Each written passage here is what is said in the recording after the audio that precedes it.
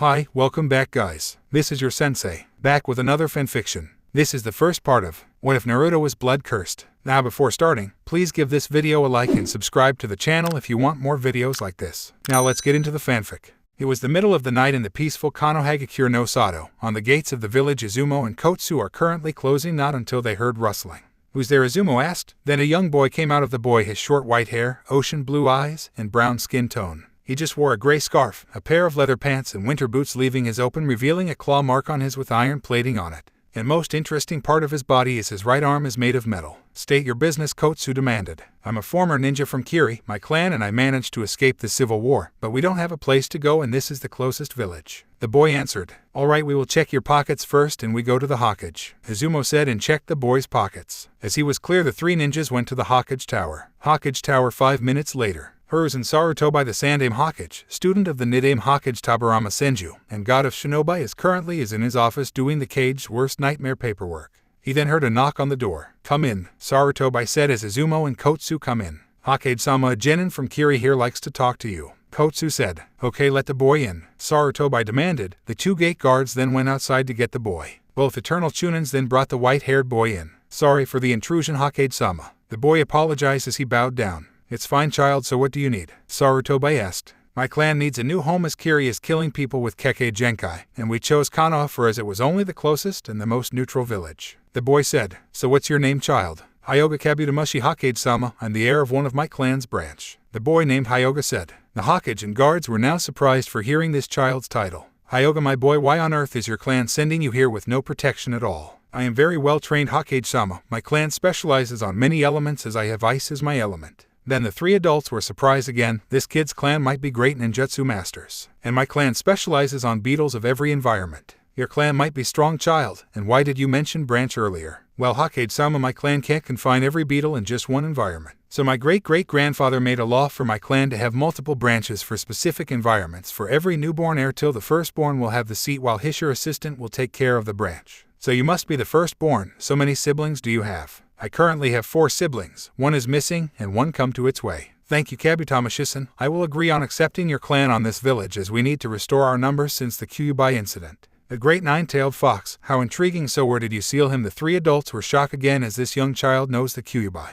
How do you know this? The Hokage asked. Well, my clan actually praised one of the 9 Biju, the 7-tailed rhinoceros beetle, Chomai, the giver of my clan's gift. The 3 adults' minds were now actually malfunctioning from the information. You have a Jinchuriki in your clan, how? Sarutobi asked. Well, my great ancestor, the first Kabut-Mushi, the first bug user of my clan, stumbled upon the giant beetle himself. He showed no fear but curiosity. The beast tried to threaten him, but he showed no fear at all. He looked at the beast with excitement as he heard it spoke. He bowed down to the beast and caught the beast by surprise for the sight of acceptance. But during a peaceful day, a village tried to get the 7 tails. My ancestor can't think of anything, so he only had one choice. He begged the beast to be sealed to us so he could protect it. The beast relucted a little and accepted the sealing. Few years passed. My clan actually praised the beast for the gifts he have. So one day the beast spoke to my ancestor's wife in her mind and made a powerful bond with the clan as her name passed on for generations. Hyoga then stopped and saw the surprised faces of the adults. That was an amazing story, child. I think I have more reasons to let you join, and I will this secret to the village as a sign of respect for my clan. Thank you, Hokage-sama. I will leave now. Hyoga the Shushin surprising the adults again. This might be a great opportunity, Hokage-sama, Izumo said. Indeed, and I think young Naruto-kun might have a chance of happiness, Sarutobi said, whispering the last part. Outside of Konoha, in the dense forest, a large campsite is in view with multiple people with different colored and styled hair in it. Hyoga then appeared in the camp, and an adult wearing samurai armor that looks like rhinoceros beetle came out of the larger tent. The Hokage accepted the offer. Tausen. Fellow clan members of the Kabut-Mushi clan then cheered for the sign of protection, and the samurai came close to Hyoga. You did a great job, my son, his father said. Then a little girl of the age of 9 with mint green hair covering her right eye, lime green eyes, and brown skin tone came out of the large tent. She wears a white dress with a lime green diamond over a red cross design all over the area that reveals her back with red straps, a lime green belt, and white shoes. And on her exposed back is a complicated tattoo. Honestly, the girl shouted. Hinotori, I'm glad to see you, Hyoga said to his little sister. Where's Tetsunoko? Tetsuna is with Kachin, Hinotori said. Okay everyone, let's celebrate for our new home. The rest of the Kabut-Mushi clan cheered and began a banquet. Konoha, the Hokage, is in the court along his old teammates with him, the Shinobi Council and the Civilian Council. Why did you call this meeting? Hiruzen, his teammate Danzo asked. Well, Danzo, we have a new clan joining our village, Sarutobi said, shocking everyone. "Which clan do you speak of, Hokage-sama?" one of the civilian council said. "The name of the clan is the Kabut-Mushi clan, a very strong clan that relies on multiple types of beetles in every environment, and each member of the clan has different elements with kinds like ice, lava, storm, or magnet." Everyone was shocked again to the news. Where did this clan come from? The clan head Shibai Burame asked. They were originally from Kiri, but due to the civil war there they ran here for a new home. All of the clan heads were quite excited to meet the clan and its members. "Well, should prepare some land for them tomorrow," Koharu said, and everyone nods. "Oh, forgot to mention they have separate branches for the heirs." Everyone was yet shocked at the mention of the heirs. "How many heirs do they have?" one of the civilian council asked. "Well, the member that said to me the clan has 5 heirs and currently 1 is missing." Some of the civilian council greedily thought of having their children having some of the riches. The Hokage saw this and released some killer intent to them to make them shut up. "Well, we must build a very large compound for them so they could fit in," the clan head Inoichi Yamanaka said. "Correct, and I suggest near the west wall," Amura suggested. "My clan should visit them sometimes." Shibai thought to himself, "That's a good suggestion, and whatever you don't spread the news yet, I want this to be a surprise." Everyone nods as this will boost Konoha's morality. So meeting adjourned. Everyone then left the room as they are excited to see the new clan. The next morning, outside Konoha, a large group of people were walking along the streets. People were confused from the arrival of the group as they enter the village. The whole group were led by Hyoga's father, with Hyoga on his left, Hinotori on his right, a younger boy on his back, and a woman clutching on his arm. The woman is a tall blonde and long pigtails. She has bright gold eyes and light skin tone. She wears a long yellow kimono with multiple spiral designs and a headband on her head. And the most visible thing on the woman is her swollen stomach. The little boy was shorter than Hinotori and has brown hair and a spiky ponytail, dark orange eyes, and dark skin tone. He wears a white sleeveless zippered shirt with an orange heart near where his left lung is, a white short with a red garter, 2 gray gauntlets that reached half of his arm with orange rims and red hand guards, and lastly 2 pairs of iron barrel boots. "So this is our new home, Shinzachan," the blonde woman said. "That's right, Hikarichi, this is where our clan will prosper," Shinzo, clan head, and Hyoga's father said. "Taos and Wilmy, Hinani, and Hyagani will get new friends." The little boy asked. "Yes, Tatsunoko, you and your siblings will have new friends, with you and your sister having friends when both of you enter the academy with your guardians, while your Onasan will get new friends along his work," his father explained. "Yeah, I am excited, can't wait to tell Rokunai," Tatsunoko said, mentioning his female guardian. "You will Tetsukan, the next 2 years will be your first day," his mother said. "Hi, Kachin," Tatsunoko said cheerfully. With the Hokage, "Well, it's time," Sarutobi thought to himself. He took a deep breath and yelled, "ANBU." 4 ninjas then entered the room with animal mask. "Yes, Hokage-sama, I have an announcement to make. Tell the whole village to come in front of the tower, and I will begin." The 4 ninjas then nod and sunshined away. 2 hours later, the whole village gathered as the Hokage called for an announcement. The Hokage then came out and everyone paid attention. "People of Konoha, I have called here for a very special meeting. Everyone listened carefully. Last night a young Genin came here, an old ninja from Kiri. The civilians was about to cause an uproar, but the Hokage cut them off. He was no ordinary Genin, he was an heir to a clan that abandoned Kiri. The civilians and ninjas were now surprised. The Hokage continued. "The heir came to my office and asked if I could let his clan join the village, and so I did. I think they just entered the village an hour ago." The whole crowd were now excited to meet the clan, while the other clans and ninjas are happy to have new allies. "So I asked you help them build their compound, as this is a special day for the village." The crow then cheered and ran to the east to help the new clans, as this was the day the legend King of Wind will begin. Today was a peaceful day. Everyone was walking around the streets of Konoha, children's playing in the park, young ninjas doing horrible D-rank missions, adults chatting with each other, and ANBU ninjas guarding the village in the shadows. But today was a very horrible day. Why, you may ask? Because the Hokage monument has been painted by our lovable blonde, and he is currently being chased by ANBU ninjas. "Come back here, you damn brat," one of the ANBU said. "Catch if you can, Naruto said, then laugh at the faces of the ANBUs. Everyone knows him as a failure, idiot, no talent, and demon. But none of those are true. Naruto still remembered that day. Flashback. A 9-year-old Naruto was being chased by a mob of villagers in the day of his birthday, also known the day when the Yondaime defeated the Kyuubi, but it was all a lie. Naruto accidentally stumbled upon a secret compartment of his surrogate grandfather's office. He read the scroll and actually know his parents due to their same appearance, so he was no idiot. He knew his father Minato Namikaze and his mother Kushina Uzumaki sacrificed themselves to seal the Kyuubi. Hiruzen accidentally came into his office and saw Naruto reading his parents' scrolls. Hiruzen apologized many times and he wishes Naruto to have his inheritance back, but Naruto declined as he wants a name for himself. So he trained day and night, strengthening his skills to the limit. He will have a persona of an idiot, so they don't raise suspicion. His taijutsu was on par on the greatest taijutsu master Mato guy. He was cunning and Jonin smart, and still kept them secret. "Somebody help me," Naruto shouted out. He really doesn't want to use his skills. The villagers will hate him more. He continued to run till he's on the corner. "You're now trapped, demon." one of the villagers said. The villagers advanced forward so they could kill their so-called demon. Damn it, I need to get out of here. He had no options left, but he couldn't. Ah, what is this? Naruto came out of his stupor and saw the villagers getting swarmed by thousands of scarab beetles. Then a white-haired man came out of nowhere wearing a Jonin uniform. Are you okay, kid? The teenager asked. Yeah, I'm alright, Naruto said. Why are you protecting this demon, Kabut-Mushi? One of the Chunin shouted. Because I know the difference between a child and a demon. He then went through multiple hand signs and shouted, Sabako ino Shinyu no Jutsu, infesting hive raid technique. Multiple kinds of beetles then came out of the trees, swarming all of the mob, making them run away from the large swarm. Wow, that's cool, Naruto said, and all from the technique. Come in, kid, let's get you to my clan's compound. He grabbed Naruto's shoulder and shined away. Kabut-Mushi clan compound. The two then appeared in front of the new clan's compound. It was the largest of all the compounds in Konoha. It has a Japanese-style castle on the middle of the compound with 4 shorter castles on the 4 corners. Each 4 short castles have their own type of environment. The first one has an artificial mountain on it for any beetles living on the more colder regions. The second castle has an artificial desert, an oasis for any beetles living in the hotter regions. The third castle has an artificial cave system for any beetles living in darker places. And the last castle has an artificial jungle in it for any living near the equator. Wow, this place is cool, Naruto said in astonishment. Well, let's get in, my father wants to see you,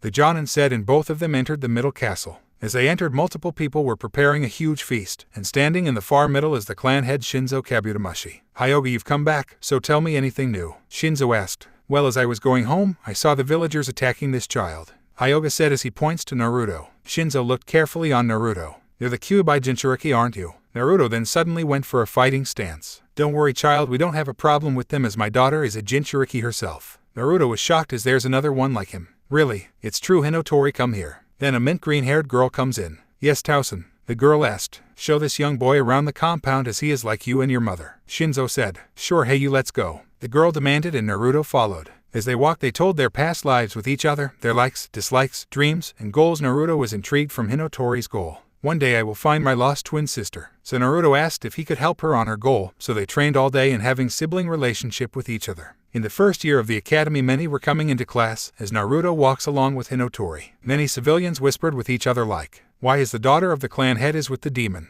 I think the demon is controlling her. We need to report this. And after that, Hinotori sends some her favorite scarab beetles to scare them away. Many boys tried to flirt with her, but got kicked where the sun doesn't shine during their attempts, and she only got an interest with one of the boys, and he was the clan heir Shino Aburame. Naruto got a look of this and began teasing her, but got pummeled, and he still didn't stop. Before Naruto and Hinotori came in class, Naruto told her that he was hiding his skills, so Hinotori respects him and kept their secret. When school was over, he went to the Hokage so he could know his element. And the result was the chakra paper was grinded to nothing. Hiruzen was shocked to see the paper turn to specks of dust, so he gave Naruto a teacher for his element. He said to go to Training Ground 10 for his meeting and trainer. As he arrived to the training ground, and the next day, his teacher was none other than Asuma Sarutobi, son of the Hokage, and the only wind user of Konoha. He checked Naruto's element, and his jaw hit the ground as he saw the paper grind to dust. He began to train him with the basics of wind manipulation and taught him some jutsus. Naruto continues to train and made his own jutsus. His first one is the Subarashi Rasen Fuckyu no Jutsu, great spiraling wind sphere technique. He took the idea of the Rasengan and used it around his body instead of his hand. The technique creates sphere of wind in 10-meter diameter around him that could act like Hyuga's chitin. It was classified as B rank as it was only obtainable for someone with the strongest element with wind and control over it, and it works as an offensive or a defensive technique. The second is the Yokuatsu Fujin no Jutsu Oppressing Wind God technique. It acts as the total opposite of the Hurei no Jutsu, as it acts as a more defensive technique Wraith. Then an offensive one, it creates an area where it removes the oxygen, making a non-breathable area, making everyone suffocate except the user. It was considered as the same class as the Hurei no Jutsu as it could cause death inside that area. The last but not least is the Arashi Tetsuya no Jutsu Storm Dragon Arrow technique. Creates a dragon-shaped wind arrow. One shot could dent an adamantine weapon in full force. It could also decimate a mountain with the right chakra reserves, and it was a triple S rank from its destructive power that could only be used by an Uzumaki or Senju. His life was okay when he visits the Kabut-Mushi clan every day. The clan always greets him with a smile on their face. They all heard his status from their leader, and they felt disgusted from the villagers. Throughout the year, every clan visits the Kabut-Mushi clan compound when a special day like the birth of the fifth heir came. Many people gave the young heiress multiple gifts, like Naruto gave her a flower hair ornament. The Kabut-Mushi was also flourishing in their fresh fruit business, as their land hold many types of fruit-bearing plants like strawberries, bananas, dragon fruit, and etc. In the second year, Naruto is secretly studying Fuinjutsu with a little help with the Cage Bunshin. He reached level 5 in his studies. Hinotori and Asuma taught him some D to B rank Winjutsus. When Naruto was having trouble with his Taijutsu, Guy saw him and gave some help with his endurance. When he had a problem with Genjutsu, a friend of Asuma helped him. It was Kurenai Ui, the Genjutsu mistress. When they were practicing, Naruto can't form Genjutsu, so she taught him how to dispel one, rather making it. When he was wandering, he heard giggling and saw his perverted godfather Jiraiya. His appearance was the same in his parents' letter, so Naruto called to him, making the pervert flinch, and both began to argue. Few hours later, they both stopped and Jiraiya began teaching Naruto the Rasengan and how to call the Kyuubi's chakra. He still remembered his first encounter. Flashback in a flashback. Drip, drip, drop. Naruto opened his eyes. He was in a dark sewer, and in front of him was a large gate with a tag with the kanji of seal on it. He walked closer and 2 pairs of red eyes looked on him. So my jailer finally came. The Kyuubi was surprised seeing the blonde, showing no fear. Hello to you, Kyuubi, Naruto said. Now did you enter here? He demanded. I'm here to know to control your powers, Kyuubi, but I need some assistance. As Naruto said, the Kyuubi laughed. A ninja asking my help, Kyuubi said while he continued to laugh. Wow, Chomai was right, you're too prideful. As Naruto said it, the fox gained a shocked look. Where did you heard that name? He demanded. Well, her Jinchuriki and her clan is now living here. They are currently having a good time here while her status is unknown. Naruto answered. She's lucky for getting some worshippers. Kyuubi was grumbling to himself. So will you help me? Naruto asked. Of course I will. I will not let my sister's Jinchuriki be better than you. He then began sending his chakra to Naruto. Flashback in a flashback ended. At his first time it was painful as heck. Naruto then began to train his new power so he could get used to it. He could use 2 tails worth of chakra, so he continued to train. Hinotori then taught Naruto how to contain his power when they have a break. When he is in the academy, him and Hinotori will hang out with their friends. Their first and second friends were Shikamaru Nara and Choji Akamichi. Both of them talked to each other during lunch and they became friends. Their third friend was Hinata Hyuga. When they entered the room, Hinata was being bullied, so both Jinchuriki scare them off, and Hinotori gave Hinata some confidence. But Hinata will faint when Naruto is around, confusing him, and the fox laugh inside his head. Their fourth and fifth friends were Kiba Inuzuka and Shino Aburame. Kiba tried to flirt with Hinotori but got kicked in the groin, so he starts to be friends with them, not wanting to get kicked again. Shino just shyly approached Hinotori if he could be friends with her, and she accepts. Their sixth and last friend was Ino Yamanaka. During their first year was so clingy to Sasuke, but Sasuke preferred Hinotori but got rejected hard. Ino tried to fight Hinotori and got sent to the nurse's office as Ino's limbs are broken and recovered for 2 months. During those 2 months, Ino asked Hinotori to train so she could be strong than her, and Hinotori accepted as she really wants a rival. In the third year, Hinotori's parents teach her how to fly with her chakra-made wings. Naruto joined along so he could strengthen his jutsus and train past their limits. During the first 2 months, the civilian council wanted Hinotori to marry Sasuke, but she declined, and this continued till September. Naruto and his friends will visit Hinotori and train with her to strengthen their skills as well. Naruto also told them his secret and they still acknowledge him. In the month of October of Naruto's birthday, the whole Kabut-Mushi clan, his friends, the Hokage, and his favorite teacher Iruka celebrate the day. He was so happy that day that he almost flooded the compound with his tears. The memories were great. End of flashback. He could only smile not until he heard a voice behind him. Naruto right behind was none other than Iruka Yamino himself. Sorry Iruka-sensei, I need to do it, my mask will fall today, Naruto said with a smirk. The Tims has finally come, let's go back to the academy. Then both of them shushined away. Classroom. Every student wearing their respective sits and chats along. Hinotori is sitting beside Shino with a vacant seat on her left. They heard the door open and Naruto and Iruka came in. Mizuki was sitting on his desk as glares to Naruto. Okay, time for your test, Iruka said, and everyone prepared themselves. Everyone were now focusing to their teacher, wanting to be ninjas so badly. Okay, everyone take your test and answer it, no cheating. Iruka then passed all of the test. When he went for Naruto, Naruto gave him some hand signs. Iruka nods, knowing what it means. When he distributed all of the tests, Naruto dispelled the stupid Genjutsu. 2 hours later. Alright, pencils down. Everyone then stopped doing their test. Iruka then collected all of the tests, and everyone went outside for the throwing test. Alright everyone, one by one each one of you will throw 10 shurikens and 10 kunais perfectly, now up to it. And one by one everyone began doing the test. 1 hour later. Okay Naruto, your turn. Naruto then walked up to the throwing range. He ignored the screaming fangirls as they are praising the duckhead jerk Sasuke, while said person tried to flirt with Hinotori. Naruto was then in front of the throwing range and prepared his 10 shurikens. Naruto looked to the crowd and saw Mizuki having a blank face, but he saw through it and he have a smirk. Not gonna happen, Mizuki-dim, he thought to himself. He then threw the shurikens one by one. He saw some sudden changes in their trajectory, but he changed the wind and all 10 shurikens hit a bullseye. He threw the kunais and got the same result.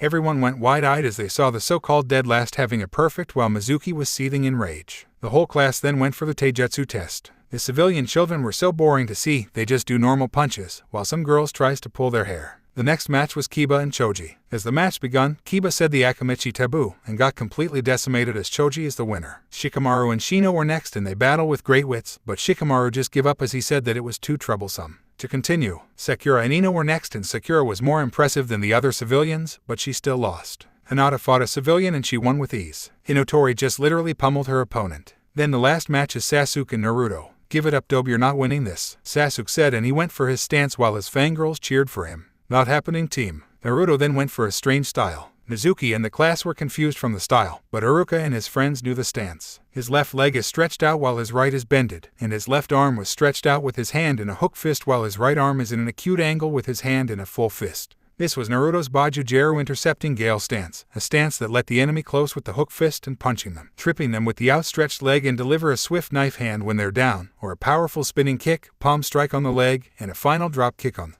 Naruto chose the third option. As they begin the match, Sasuke charged in, but Naruto was faster and hit Sasuke with the spinning kick on the face, sending him back. Sasuke glared at Naruto and rushed in for a leg sweep. Naruto saw this and dodged it and hit Sasuke's leg with the palm strike, and he backed off a little. Sasuke was now angered and charged in blindly. Naruto dodged all of the attacks till Sasuke felt tired. Naruto then charged in. As he was in range, he'd jump up and kick Sasuke on with both of his feet, sending him outside of the ring. Everyone was surprised seeing the so-called elite get beaten up while Hinotori and the gang cheered for him. Iruka then wrote the results and Mizuki was more angry. Everyone then went for the ninjutsu test. One by one all of the civilians did the basic academy techniques, all of the clan heirs did their clan's jutsus. Naruto was up next and did the henge and substitution jutsu. As he was in the clones he did the hand signs with one difference, he finished and shouted, "Futon Kei's Bunshin no Jutsu." Two small tornadoes formed beside and slowly formed to a copy of himself. Mizuki and the whole class was surprised at his performance, while his friends cheered, and a certain duck head glared at him. "Okay Naruto, you pass, here's your Hideate." Naruto smiled to his big brother figure. He then walked forward and grabbed his Hideate and wrapped it around his head.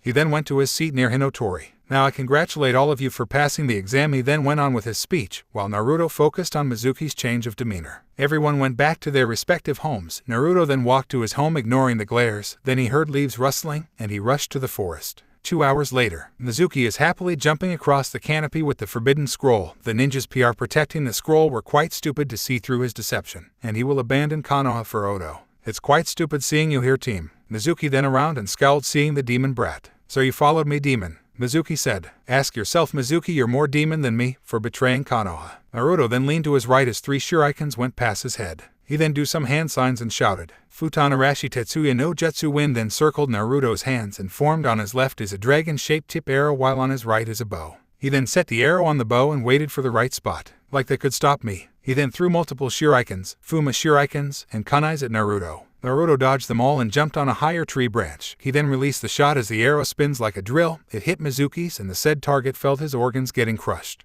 The arrow continued to drill forward as it pierces Mizuki's body. Mizuki then spat some on the ground as he felt his right lung got shot. "Good thing I went for your lung so I could bring you to Jiji." He then summoned 2 wind clones. The first one grabbed Mizuki, while the other one carried the scroll. 4 hours later, when Naruto entered Hiruzen's office, the old man congratulated him for the perfect capture and retrieval. He also met his grandson Konohamaru as the kid barged in to attack the old man, but trip on his own scarf. He then accused Naruto for that. Naruto just wanted to leave the boy, but the one thing that Naruto stopped appeared. "Honorable grandson, are you okay?" A Chunnin came in the room. Hiruzen said that his name was Abisu, and he was Konohamaru's teacher. Naruto clearly saw through his eyes the less experienced to the field, so he picked up Konohamaru so he could hit him. The kid tried to threaten him, but Naruto still did it. As he left the tower he could feel someone sneaking up on him. He looked back and saw Konohamaru failing and hiding, so he continued along till he reached the third fail. Naruto lectured Konohamaru the whole thing about being a cage. Konohamaru listened carefully and wanted Naruto to be his teacher. Naruto of course relucted a little but accepted.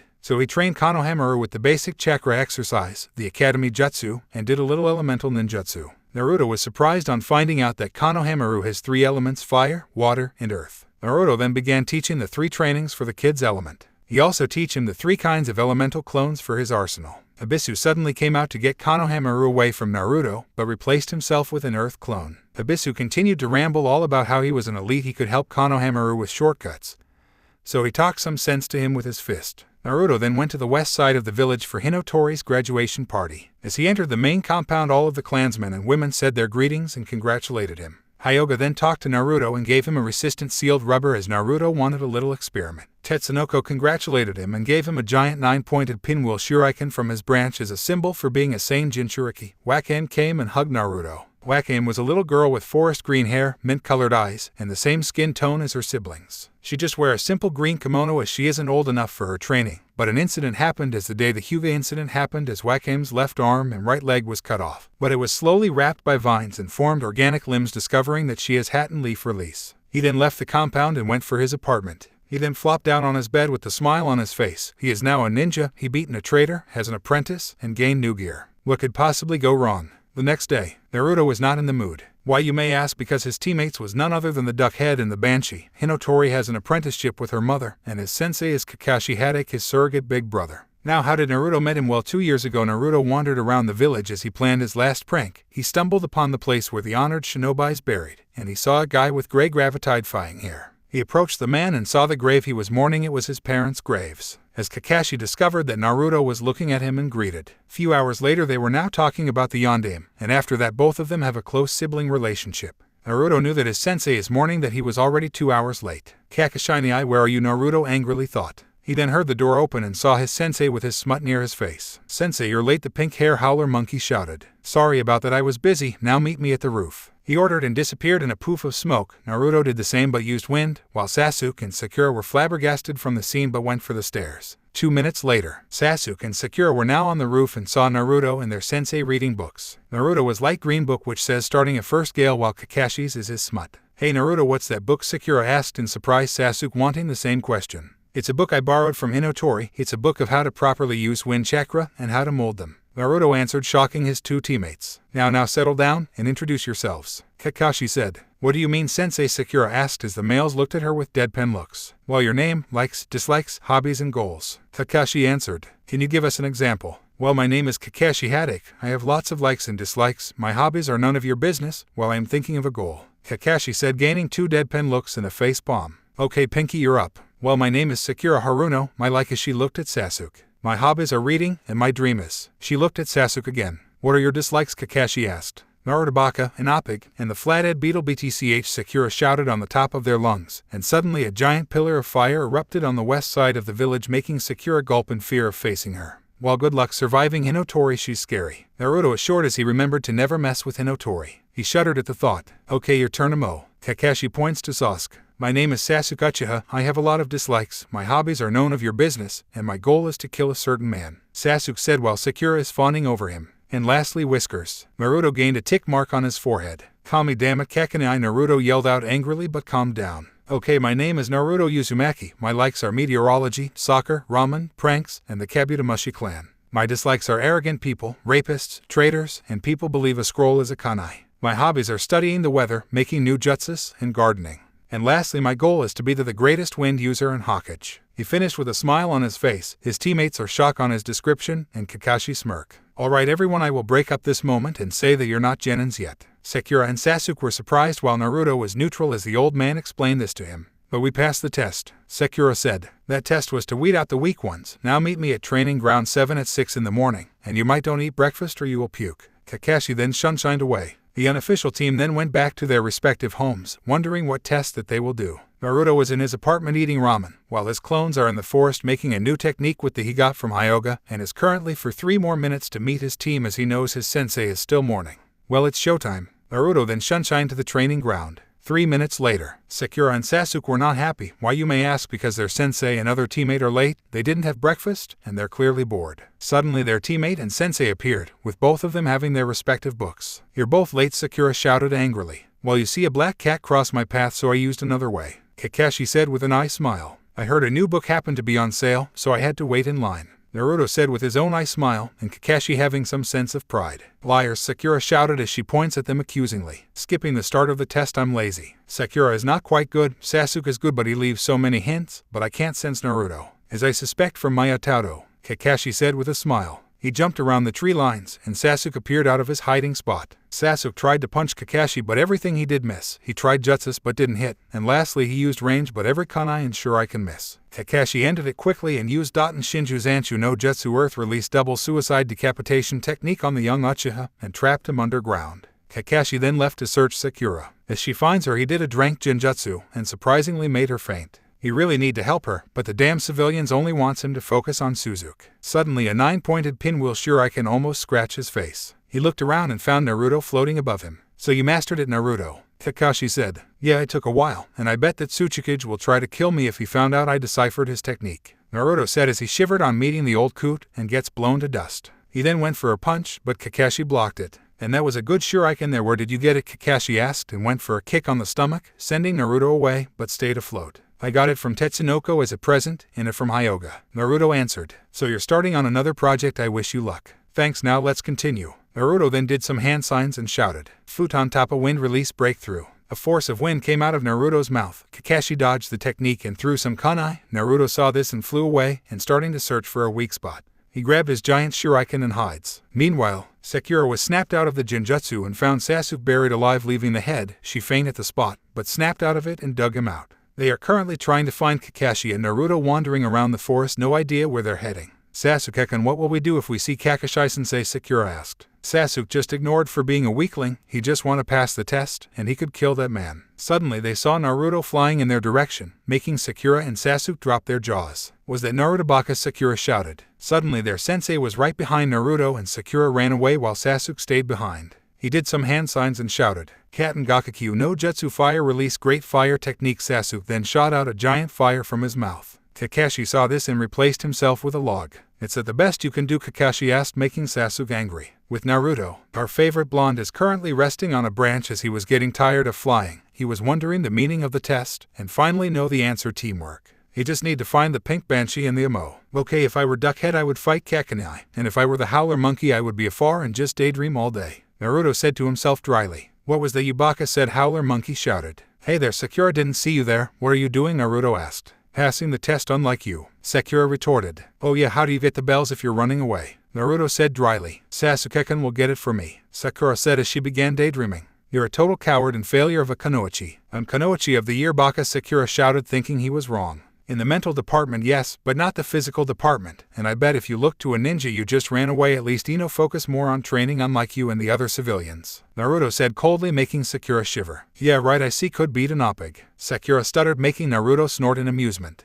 You're just worthless, I'm out of here, he said and began to fly away, leaving a scared Haruno. Is Naruto actually right? Am I actually that weak? She thought to herself, not wanting to be a burden to this team. With Kakashi, Kakashi has lost his mood with the last Uchiha. He just the same moves, nothing new or dangerous. He just continues to read his smut. It's not smut, you hypocrite, Kakashi yelled as he accusingly points at the sky. Suddenly a small fox-looking creature floats in front of him and spews some fire. Oh, I'm sorry, please put it out, Kakashi pleaded while Sasuke looked at the scene with a sweat drop and wondered where the creature came from. Don't even think about it, kid, the creature said as it went invisible and disappeared along with the fire. Now that's out of the way, let's continue, Kakashi said as he hides his smut, glaring at Kakashi from the mysterious creature. He then leaned to the left as he dodged a barrage of kunais. Suddenly a burst of wind almost hit his back. So you show up again, Naruto? Yeah, Kakanai, let's go already, Naruto said and did some hand signs and shouted his unmentioned techniques. Futon Kaiten Kazaguruma no Jutsu wind release spinning wind wheel technique. Naruto then rolled up into his wind surrounds him and launches himself like a wheel.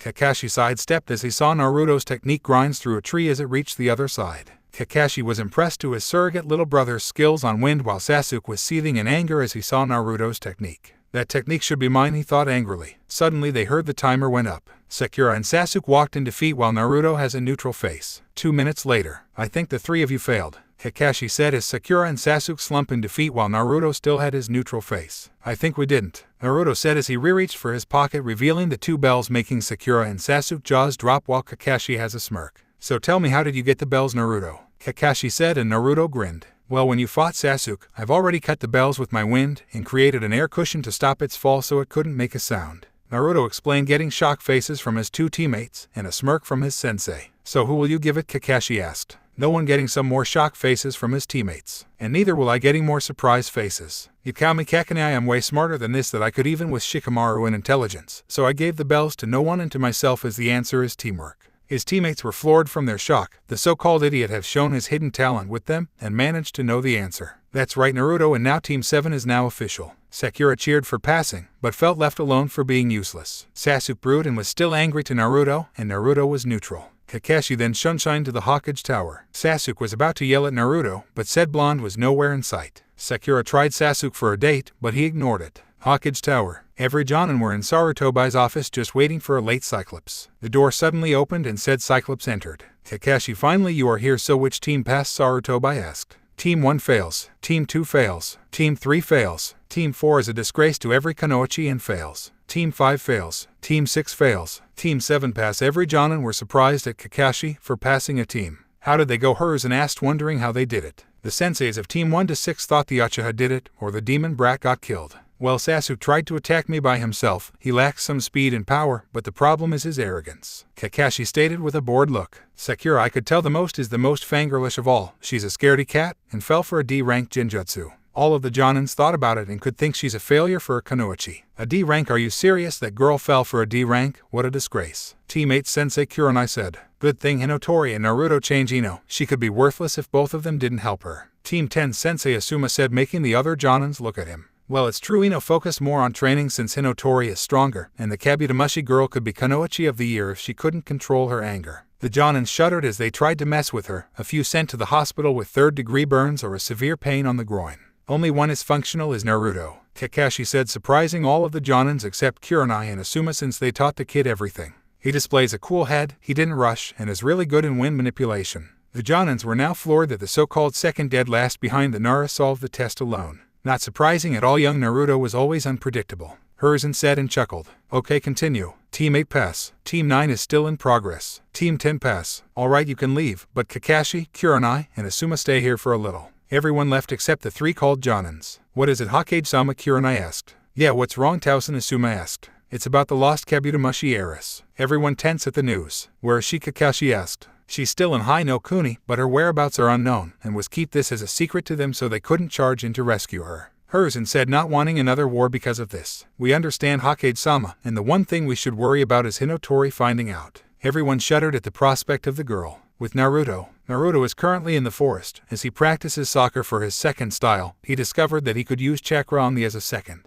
weapon, and could deceive his enemies with it. His shadow clones are also helping him. Suddenly a sudden pain went to his head and images came to his mind, images of a road, a large waterfall, a hidden village, and lastly a cute girl that closely resembles Hinotori. Hirama, did you feel that? Naruto mentally asked, using the fox's real name. I felt it, brat. She's my sister's other Jinchuriki. Kurama said. How did that happen? He asked himself. Maybe you've gained a powerful connection with the wind, that it gave you the ability to use it to spy. That is a logical answer. If those images went through my head, I bet there's a clue in it, and a slight chance she will enter the Chunnin exams here. Gaining a nod from the fox, and suddenly a sly smirk came from the fox's mouth. Also, did I thought clearly that you called her cute? Kurama teased, making Naruto blush. Bakafox, stop teasing, and you got to admit she looks like her sister. I hope she doesn't get angrily easily. Both of them shuddered at the image of equally strong girls in a warpath. Well, we better learn this soon. He then cut off the connection, his clones, and went back home. Team 7 is having a bad day. Why, you may ask? Because they kept doing lousy D-rank missions, aka chores, but the worst of all is this one.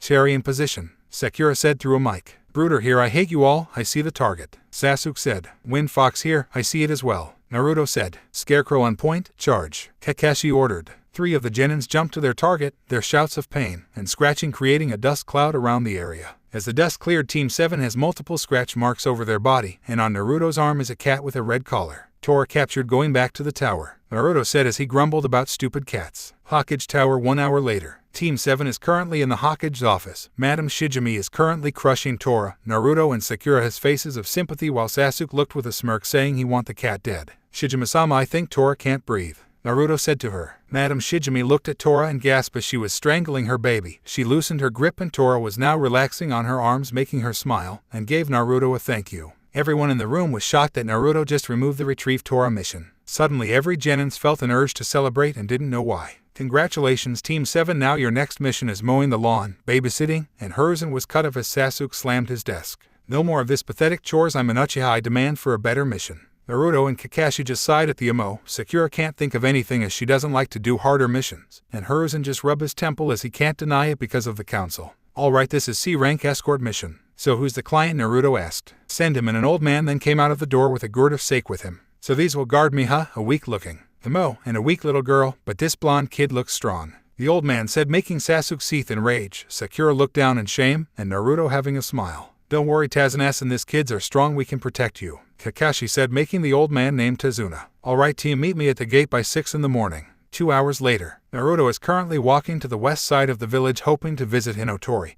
He need to tell her that she found her sister, and he needs to be wary of the rude A and Bu, the Hokage said to him. He reached the gate of the compound and went for Hinotori's branch. He walked to the castle at the southeast where all of the desert beetles live. He saw Hinotori sparring with her guardian. Her guardian was an adult man with light green, pale eyes, and same dark skin tone. He wears a white sleeveless shirt under a green robe with the kanji of tornado on the back, black pants, and strapped boots. "Hinotori, I need to speak to you," Naruto called, and Hinotori and her guardian stopped sparring. "Alright Akazi, we continue later, I need to do something," Hinotori ordered to her guardian Akazi. Akazi then disappeared in a mini twister. "What's up, Naruto? I think I just found your sister." Hinotori gained a shocked face. "Where is she?" Hinotori shouted asked. "I don't know, but I got visions that she's in a village, hidden on a waterfall, and that was the only image I got," Naruto explained. "We need to train you on this ability, Naruto. I want my twin sister back home, and I could feel whole again," Hinotori said as she cried for finally hearing news of his sister. "Hinotori, calm down, there might be a chance that she's a ninja and we can find her during missions or the Chunnin exams," Naruto said as Hinotori calmed down. "Thanks, Naruto.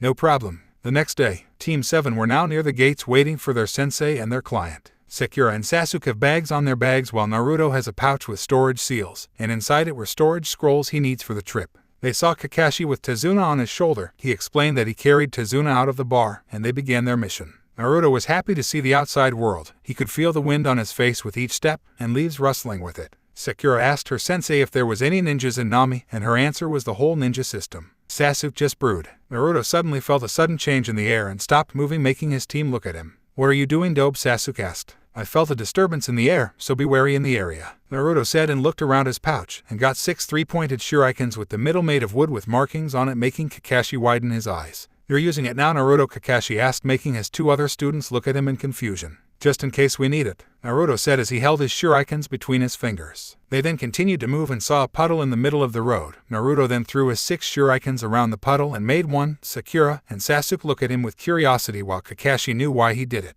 Suddenly 2 ninjas came out of the puddle gasping for air. Tazuna, Sakura, and Sasuke look at the ninjas in surprise, and Kakashi prepared himself if they didn't die, and the next seconds the 2 ninjas died from lack of oxygen. "Good job, Naruto, that was quick timing," Kakashi praised him. "What was that, Dobe?" Sasuke shouted, asked angrily with Sakura with the same thoughts. "Well, it's one of Naruto's created jutsu," Sasuke, their sensei, said, making them having shocked looks as the Dobe has created his own jutsu. "What was that jutsu, Sensei?" Sakura asked. "That was the Yokuatsu Fujin no Jutsu, a Kenjutsu in the League of the Hiraishin. It could create an area where no air exists, making the area unbreathable," Kakashi explained, making Sasuke angry, and Sakura has a face of horror. "Dobe, teach me that jutsu now," he demanded while Naruto and Kakashi sighed. "Well, you can't control it, Sasuke," Kakashi said. "What do you mean I'm an Uchiha? How can this be hard to control?" he boasted, making Naruto and Kakashi sigh again. "It's because you need the strongest affinity to wind, which is impossible for you since the Uchiha's strongest affinity is fire, and this jutsu could sap your entire reserves in seconds," Kakashi explained coldly. "How much chakra?" Sakura asked as she was shaking in fear with Tazuna trying to make a stoic face. "Chakra reserves that could reach the Kyuubi's League." Sakura and Sasuke were now horrified of this jutsu. If they even think about using this, they'll be drained like oranges. "Now Tazuna, how can you explain this?" Tazuna was now shaking in fear. One explanation later, Tazuna then explained the crisis in Nami. Gato, a business platoon secretly a drug dealer, has made Nami his base of operations. Kakashi wanted to stop the mission, but he knew his surrogate little brother will not abandon this mission as he values life more than anything.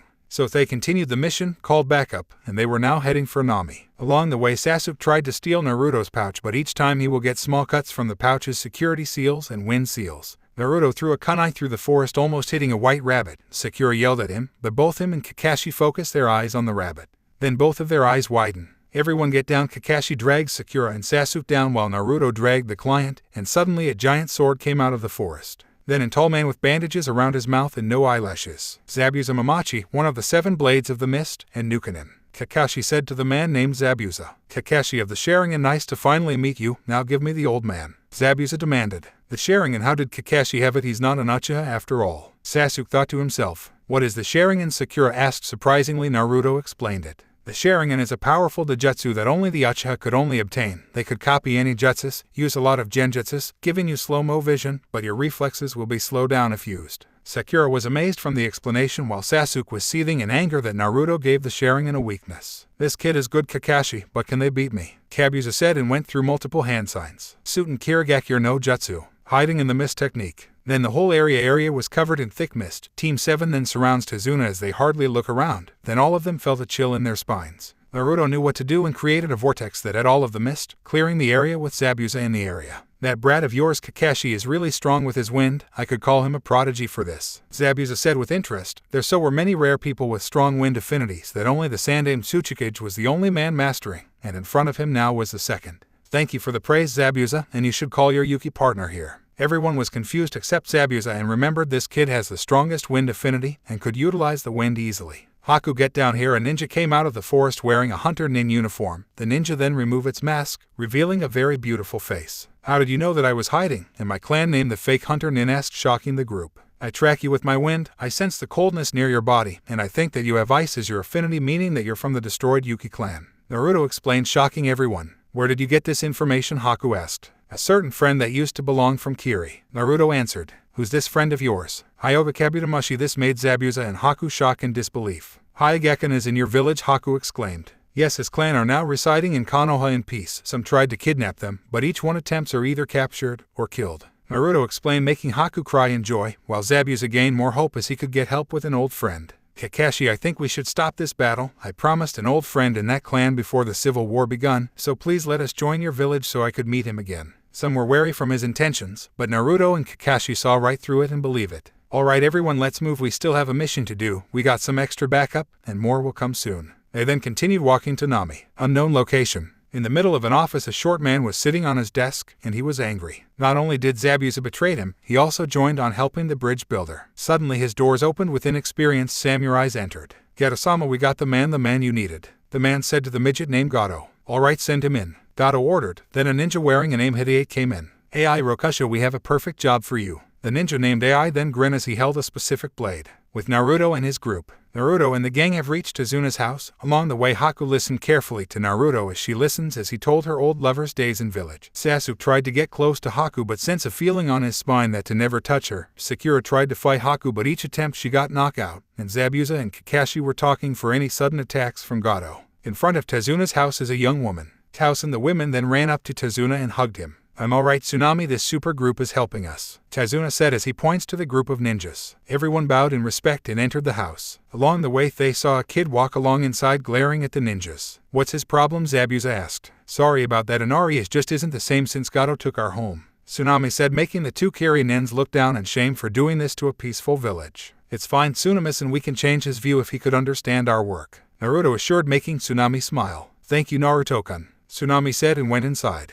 They went inside the house and talked to each other. Naruto told stories of how the Kabut-Mushi clan is going to Haku as she blushed as he mentions Hyoga. Zabuza listened as well as he was an old ally to them. Naruto then explained that his weapons are made from there and they only gave one to who they trust. Sasuke got mad about this, that he wanted to demand the clan to make a clan for him with the support of the civilian council. But everyone knew to never mess with that clan as one member could annihilate 1,000 shinobis, but an angry female member could annihilate the whole battlefield if they didn't charge in blindly. Zabuza shivered at that as he was once thrashed around by a female member that he went to the hospital for 3 years. Alright my little Genins, I think we should train if Gato tried to hire another ninja to hunt down Tazuna, so we need to prepare, Kakashi said as he looked to his students. Naruto, you train with that shuriken of yours, while I train Sasuke and Sakura. Hi Kekinai, Naruto said and summoned his giant shuriken and went for the forest to train. 7 hours later. It is now the evening and everyone is in the dining room as they eat Tsunami's cooking. Naruto have trained very well with his shuriken that he added some wind for some more cutting power. Kakashi trained Sasuke and Sakura on the tree climbing exercise, which Sasuke fails in the first try, and Zabuza and Haku were guarding the house if Gato sends some of his grunts. Everyone was eating peacefully till Inari made an outburst. You're all going to die, Inari said with pure anger. Everyone saw this, thinking that his past was more painful. No, we're not an Arisen, for we have strength than just having numbers, Naruto said with a neutral face, but Inari got annoyed more. You can't, as just to Inari was cut off as a strong force of wind knocked him to the ground, and everyone was pushed slightly as Naruto released some of his wind.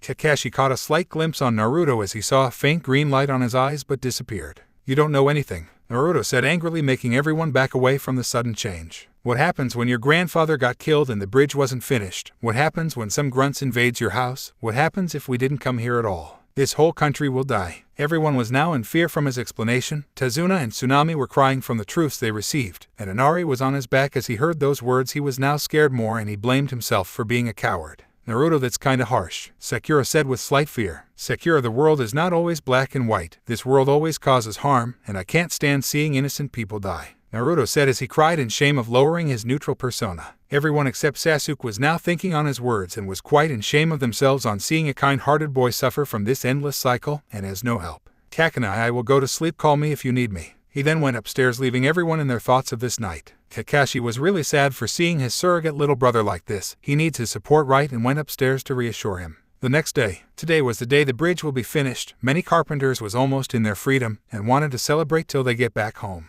Kakashi and the group minus Naruto, since he's still sleeping, are guarding the bridge from any sudden attacks. Haku and Zabuza are quite excited to go to Konoha to visit the Kabut-Mushi since the Civil War. Sasuke was thinking on how to get Naruto's weapons without knowing, and Sakura was just fawning on Setamo. Suddenly a carpenter was stabbed on the stomach by an electrified sword. Ai Rokusho, former Konohanan, and stealer of the Raijin no Ken of the Niddame Hokage Tabarama Senju. What are you doing here? Kakashi demanded, not wanting to see a power-hungry traitor. Nice to see you too, Kakashi. Now show me the bridge builder, and nobody will get hurt, Ai demanded as he smirked as he points the legendary sword. Kakashi and the group were now wary when he points the blade. A giant shuriken then came out of the forest straight to Ai, but he deflected but got pushed back from its power. Kakashi's eyes widened cause he knows who owned that shuriken. Sorry Kakuni, I just took a little problem in the house. Naruto came out of the forest with a smile of his own. Everyone tense up from that smile knowing it says danger. Who is this brat? Ai shouted, upset that a genin just struck him down without knowing. Oh, this brat will show you a great beatdown.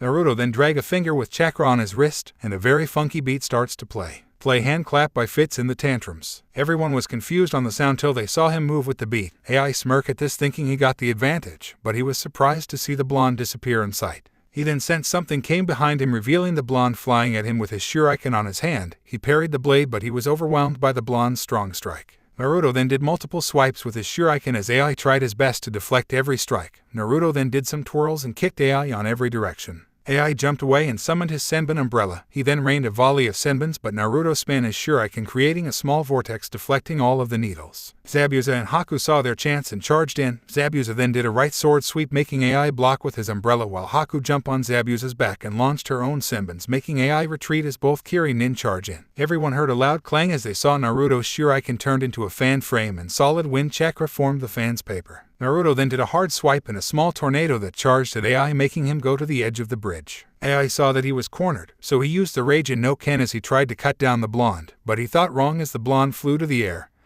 and focused wind chakra on his fan shuriken as his eyes glowed with the same green color. Naruto then launched himself to Ai as his weapon glowed with the same color. Futon Tengoku Guranda Superu no Jutsu Wind Release Heaven Grand Spiral Technique. Naruto then swung his fan and a small wind orb went for Ai. Said ninja Wily struck the orb, but as he struck it, the orb exploded to a giant tornado that reached the skies. Everyone covered their eyes from the strong wind and hold on to anything that's sturdy. Sato also appeared on the other end of the bridge with 100 grunts behind, but was led away from the wind disaster. The tornado then died down and revealed everything as an empty area with no bodies around and less. Song end. Everyone was shocked from the technique's power as they could small cuts on the bridge, meaning the jutsu used more suction. They saw Naruto on his back completely exhausted from the battle with Zabuza, and Haku on the guardrail completely exhausted as well. Sasuke was enraged that he didn't notice his eyes changed. He saw Naruto's shuriken in its fan form and tried to hold it, but the shuriken cut his hand. He seethed and tried to stab Naruto with a kunai, but stopped as Kakashi held his wrist as he looked at Sasuke with a glare. Don't even think about it, Sasuke, Kakashi said with slight venom on his tone. Sakura was now scared that Sasuke tried to kill Naruto. What does he think he's doing? I know he hates him, but this is too much, Sakura thought to herself in fear. Hey Kakashi. Kakashi looked at the end of the bridge and saw their backup team 10. Sorry Asuma, we're finished already, Kakashi said. Already? How well, might as well help with the repairs, Asuma said, and Ino, Shikamaru, and Choji began helping the bridge builders with the repairs along with Team 7. Few days later. Today was the day the citizens of Nami celebrate for their goal. They gave a party for Team 7 and 8 for their help. During the party, Naruto and Team 10 talked to each other with their days. Team 10 continued with their training with their elements that they've discovered when they were in the village. After the party, Naruto supervised Team 10 as they train with the weapons they got from the Kabut-Mushi clan. Ino has a spiky chain whip, Choji has a huge hammer as tall as him, and Shikamaru has the first firearm in history of flintlock. Sasuke saw their weapons but declined, especially his old fangirl Ino, as she focused more on her training. They have full mastery of their weapons with their secret elements. Sasuke copied Ino and Choji, but his main problem is Shikamaru, as his weapon needed less movement than the others and only required quick precision. He tried to steal them, but when he tried, he knows he will be pushed back by an invisible force. Choji's will increase its weight, and Shikamaru's will disappear in the darkness. Today they bid their farewells and left for Konoha. That's quite an adventure, right guys? Choji said, gaining some nods from everyone except Sasuke as he still broods. Aha, that was great, I hope we could this more. Naruto said as he had his shuriken tied to his back now.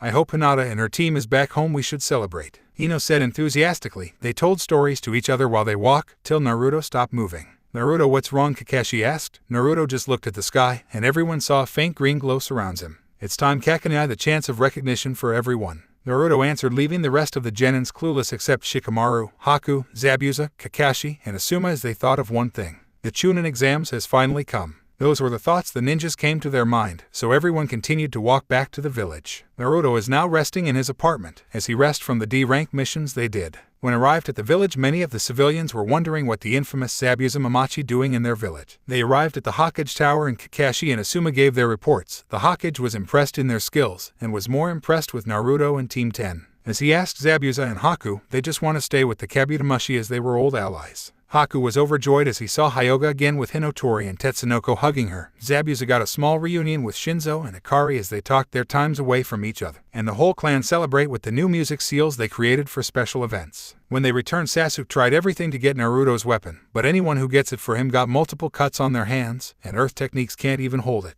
The civilian council demanded Naruto to hand it over, but to no avail, he can't still hold it, making the civilian council angry as they can't give what the Uchiha has ordered. The council tried to ask the Kabut-Mushi to make the Uchiha a weapon, but they declined, not wanting to give a weapon to someone that's power-hungry. Danzo tried to send his rude agents there, but they come back with only their heads. They tried everything, but they can't, as every clan in the village supports the Kabut-Mushi. Naruto then thought it was a good time to go outside. He got his shuriken and strapped it on his back. He reached the door and went around the village. As he walked through the village, the civilians still glared at him, but he didn't care as he entered Ikaraku Ramen. He ordered 7 bowls of miso ramen. He told stories with Iame and Kyuchai about his mission, and they were proud of him. Sakura then came in the shop and greeted Naruto, and they walk alongside each other till they saw a box that tried to appear as a rock. Suddenly smoke appeared around the box. I think you put too much gunpowder. Both of them heard a female voice. Naruto then conjured some air, making the smoke disappear, and revealing Konohamaru and his friends. Hey boss, Konohamaru called out. Hello Konohamaru, are you doing a good job with your training? Naruto asked. Hi boss, now let me introduce you to my friends, Konohamaru said as he gestured to the 2 other children, and both of them introduced themselves. So can you play with us? Sakura snorts from the question. Naruto, are you trying to impress them? Not at all, Sakura. They came to me personally and asked me to train them, and this is not just a game, as it will improve their speed and endurance, Naruto said, making Sakura gain a shocked look. Naruto then looked to the kids with a smile. Alright everyone, let's go. Then Naruto and the kids were chasing each other with everything that they've learned, not until Konohamaru hit someone when he wasn't looking. Watch where you're going, brat. The one Konohamaru accidentally hit said angrily, and he was wearing something a little bit like makeup. The guy with the makeup then looked at the sky angrily. It's war paint, you heathen. Suddenly the same floating fox-like creature came down and threatened him with a flaming fist, making cower in fear. I'm sorry. The fox-like creature then disappeared, and the guy then picked up Konohamaru by his scarf. Kankuro put the kid down. A young blonde girl with 4 short ponytails said, Oh, don't worry Temari, this will be quick. Kankuro was about to punch Konohamaru until a large shuriken almost hit him. Who threw that? That would be me. Both Sun and Nin then looked in front of them and saw Naruto with a glare. What do you want, brat? Kankuro demanded. He then something cold and saw the same blonde with the same shuriken on his hand, and it was close to his neck. For he is my student, and the grandson of the Hokage you are holding.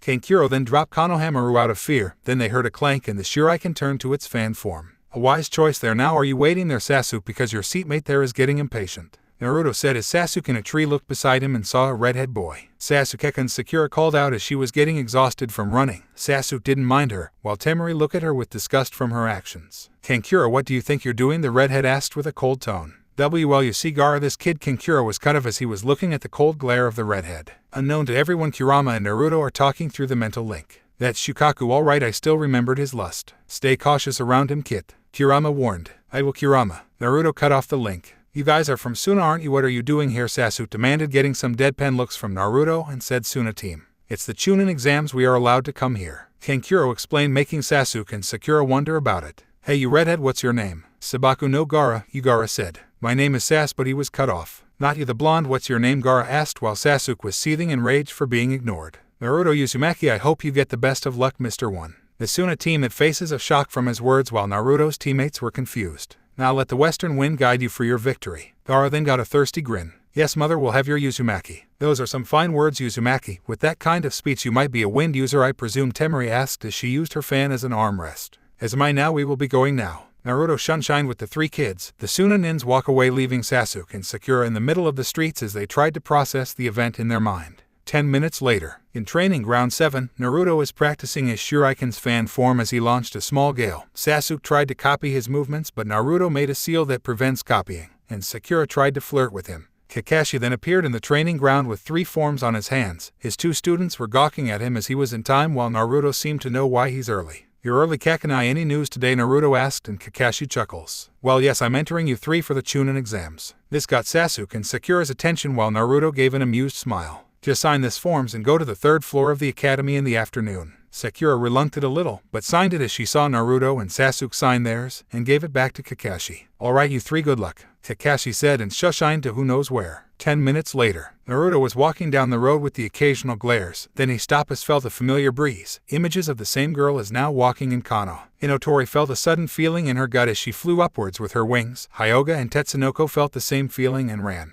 Naruto then began to run to their destination. He then began to hop to the tree lines in a quick pace till he heard a familiar voice. Fu, where are you? Fu, come back. Naruto looked up and saw Hinotori flying as she shouts for her sister. He looked to his right and saw Hyuga and Tetsunoko jumping in the tree lines trying to call out to their lost sister. Naruto and saw the girl in the road looking a little startled, but he could see in her eyes that tried to find that feeling in her gut. He could sense Chomai's other half in the girl, and he felt that she was talking with her tenant. Careful, Naruto, she's looking troubled, so let her siblings come to her and appear, Kurama said through the mental link, and gaining a nod from Naruto. Naruto snapped at his thoughts as he saw Hinotori slam herself to the girl and began to hug her tightly. Who are you? The girl asked as she was startled from the interaction. Naruto then saw Hyuga and Tetsunoko come out of the tree lines with tears of joy. Fu, do you not remember me? Hinotori asked with tears in her eyes. The girl named Fu looked for any clues and saw a slight hint of orange under Hinotori's bangs. Chinnin. Fu stuttered and began hugging her twin sister. Hyuga and Tetsunoko then come closer and hugged their lost siblings. Where were you, Amato? We were looking for you everywhere, Hyuga asked with tears. Funny, Tetsunoko cried as he hugged Fu more. I tried to escape with Chomai's help, but the civilians and civilian council didn't want me to go. The village leader Shibuki tried to sneak me out of there, but they were too many. Sorry, I couldn't come back in time. Fu cried on her twins, and Hinotori tried to calm her down.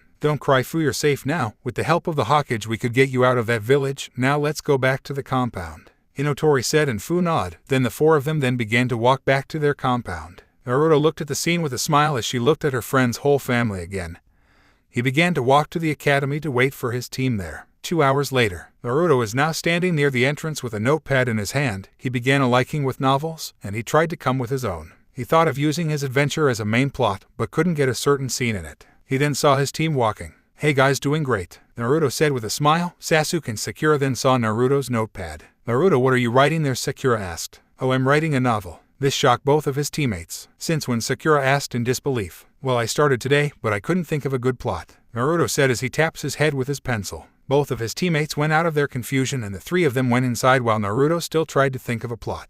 They walked upstairs till Naruto felt the urge to stop. He saw his teammates still in the 2nd floor looking at the door. He raised an eyebrow on what was going on and looked on what his teammates were looking at. He saw a spandex-wearing boy with a bowl cut and large eyebrows, a girl with her hair in 2 buns, and 4 of these people tried to get in the room which says 301. Naruto sweat drops at the easy genjutsu, but came down at least. Hey Tenny, Naruto called out to the bun-haired girl. His teammates were surprised from the call, but the other 2 are having smiles. Naruto, can you came? I hope we could show our youth in this exams, the bowl-cut boy said with so much enthusiasm. Lee, quiet down. Sorry, Naruto didn't see you there. Are you joining the exams? The Tenten said. Hi, and also did you came up with a name for my Shuriken here? Naruto asked as he gestured his weapon on his back. Tenten examined the Shuriken, trying to not get close as she knows the Kabut-Mushi are picky with their chosen wielders and will always put special seals on them to protect them from getting stolen, and will come back to its owner if it was very far away. Well, I could think of one as Tatsumaki, Tenten said, getting a thinking gesture from Naruto. Tornado is kinda good. If the others come here, can you name theirs as well? Naruto said, and Tenten nodded. Naruto then looked back and saw a beaten-up Sasuke, a Hyuga glaring at him, and a giant turtle lecturing Lee. Suddenly Lee's and Tenten's sensei guy came out of a poof of smoke. He then punched Lee and both of them cried and Starts called out their names with so much passion.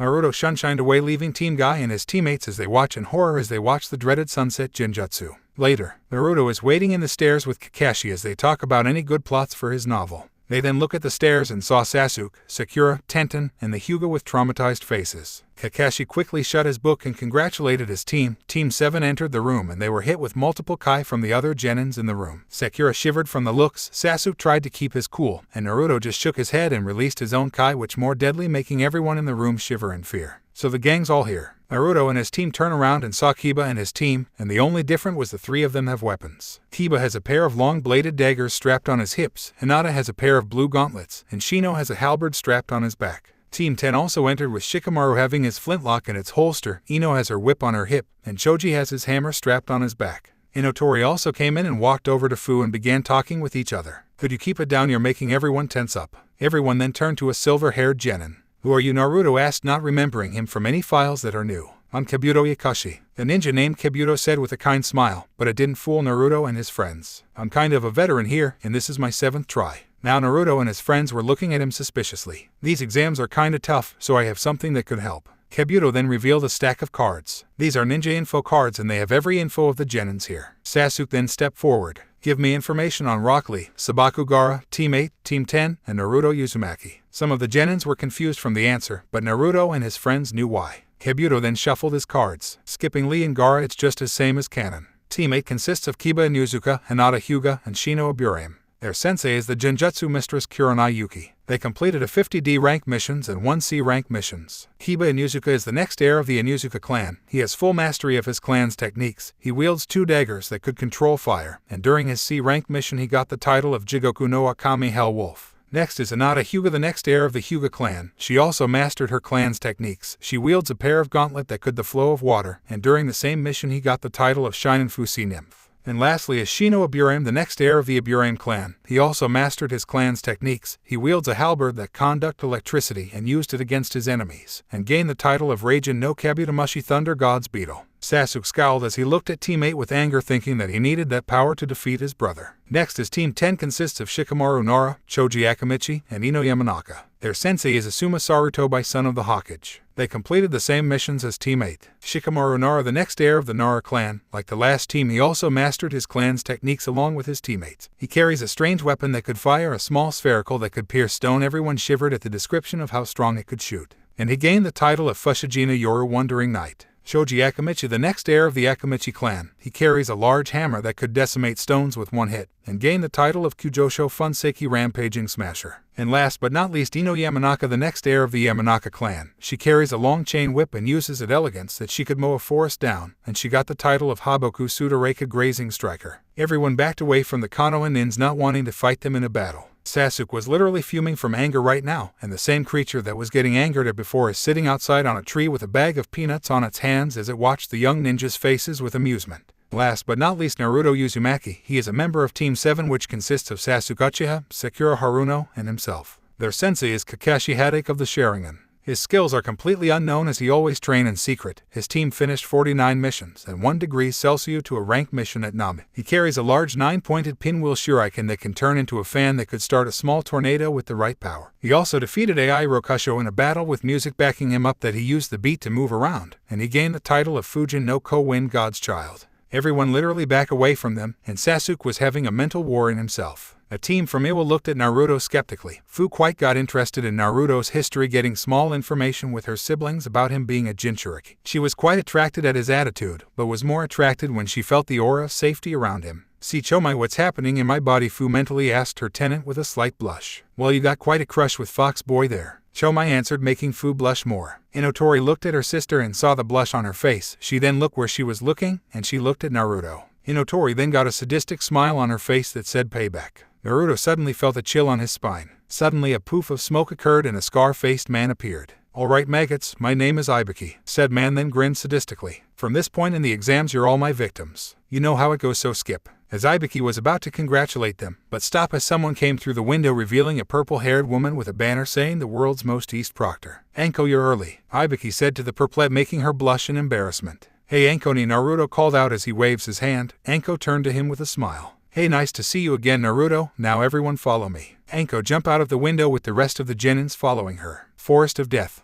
Everyone then arrived at their destination. Anko explained the rules of the second part as they listened carefully as the others didn't want to die. Some Genin said the forest looked harmless and a kunai graced his face. A Chunnin sneaked behind Anko as she has her kunai with her long tongue, making Naruto and his friends wary around her. Anko gave them papers that Konoha wouldn't be responsible for the deaths, and everyone entered the forest. Currently Naruto is behind his team as he tried to sense his friends with his wind. Sasuke was thinking on how to steal Naruto's weapons, and Sakura was cowering in fear of getting attacked. Naruto decides seeing her female teammate like this, he then felt one of his friends walking further away. He jumped to a branch, making his teammates look at him weirdly. They then felt a rise in temperature and saw an explosion on the west of their direction. Kiba is catching up, this could be fun. Naruto thought with a smirk. He felt another change in the wind, so he set his giant shuriken to its fan mode and swept downwards, making a huge current of wind that knocked out a team of nins. He checked their scrolls, but it was the wrong scroll. His team then continued forward till they felt a huge amount of kai. Everyone looked around, saw the Chunnin that they saw earlier. Naruto readied Tatsumaki for any attacks while his team were struggling to stand up.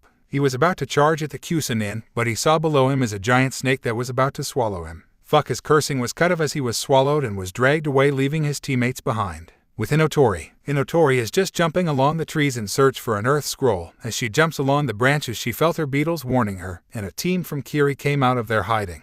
Oh, what's going on? Hinotori said in confusion. Maybe the Mizukage is still after her clan. Your head will please our cage, so prepare to. The first Kiri-nin was cut off as he was hit by a stream of fire, and as it died down he was nothing but ashes. The remaining Kiri-nin were scared at their target. She has Shakuten Scorch Release Run. Both of them tried to run. Both beetles were holding them on the ground, and Hinotori looked at them with a sadistic smile. So which one of you has the scroll I need? She asked with the same smile. Then a loud scream went over the forest, making everyone in the forest stay away from their assailant. With Naruto. Naruto was running in the tree lines with a scowl on his face. He was covered with saliva from the summoning snake that ate him. And a team from AIM attacked him. He of course defeated them and got the scroll the team needs, and a backup scroll when a team from Kiri attacked him. He continued forward and saw his teammate Sakura and his second surrogate older brother Lee fighting a team from the newly established Konohagakire. He then dropped down and he let the wind glide him down to his enemies. He then threw Tatsumaki in front of them, and threw his Yokuatsu Fujin shurikens around them. He prepared the hand signs if he needed. Are you okay, Sakura? Linei Naruto asked, and both of them nod. He then looked at the Oto-nins as they tried to walk over, but couldn't move as they saw the Fujin no Ko in front of them. Now what's going on here, Sakura? As you were eaten by the snake, the Chunnin revealed herself as Orochimaru of the Sanins. Sakura answered, making Naruto surprised. He then bit Sasuke on neck and some weird symbols are on them. Naruto was now angry. He tried many attempts to remove that seal from his surrogate aunt Anko for years. Even with his godfather's help he still couldn't do it. He really cursed the snake for this. He then used the hand signs, making the three Oto-nins breath heavily. Naruto, what are you doing? Sakura asked in fear, but Lee knew the answer. Don't worry, Sakura, I only used the lower versions, meaning they will not die from lack of oxygen. Naruto answered, making his enemies pale. Please forgive us, we were given orders to do this. The female Oto-nin said. What were your orders? Naruto asked as he still held his technique, and out of the bushes his teammate and 10 with confusion on their faces. Troublesome, I think we have an invasion in our hands, Shikamaru said, making everyone have wary looks at the Oto-nins. Suddenly Lee's order teammates appeared with Tenten hit Lee on the head, and Neji glared at Hinata. We should report this to the Hokage, Kiba suggested, and everyone agrees. You're right, Jiji could help with this, but Orochimaru might have a contingency plan, so we will do this till we finish this, Naruto said, making everyone nod. Suddenly they felt something dark. They turned to the tree Sakura was hiding and saw Sasuke with black marking on his neck. Teammate 10 and Naruto prepared their weapons for any outcome. Sasuke, what happened to you? Naruto asked as he held Tatsumaki in its fan form.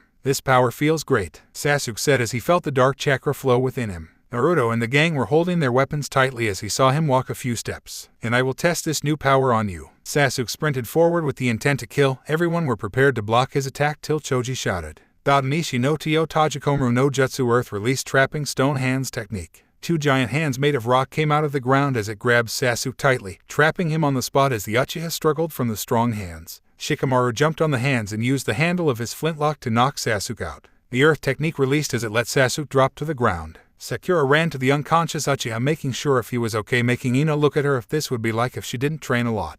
We should continue moving. Everybody got the scrolls they need? Naruto asked, gaining nods from everyone. They then jumped to the tree lines as they head to the tower. A few hours later, As their senseis congratulated them, they stayed at the tower to rest a little. Naruto got Kakashi to put a seal on Sasuke as they needed Jiraiya to fix this with no problem. Hinotori congratulated the gang as Naruto talked about their recent missions. Fu came near Naruto with a slight blush and talked with each other about their sad times of their Jinchuriki life, making Naruto understand her more. And he felt a strange sensation in his heart, making Kurama laugh at him from his denseness, but he was close. Everyone was now in an arena and the Hokage was in the stands. The old man then gave a speech to everyone and gave the true meaning of the exams. Some were hoping they could win to help their village, and while some brag about it. Their new proctor was Gekko Hade, a sick-looking man but a great swordsman. They looked on a screen and saw the pictures move. Sasuke Uchiha vs Yoroi Ikado. Same as canon. Sasuke's team was now expressing their emotions right now at him. Sakura looked worried, Kakashi looked a little disappointed, and Naruto looked neutral, making him angry but fell down as he was tired and was carried to the infirmary with Kakashi following.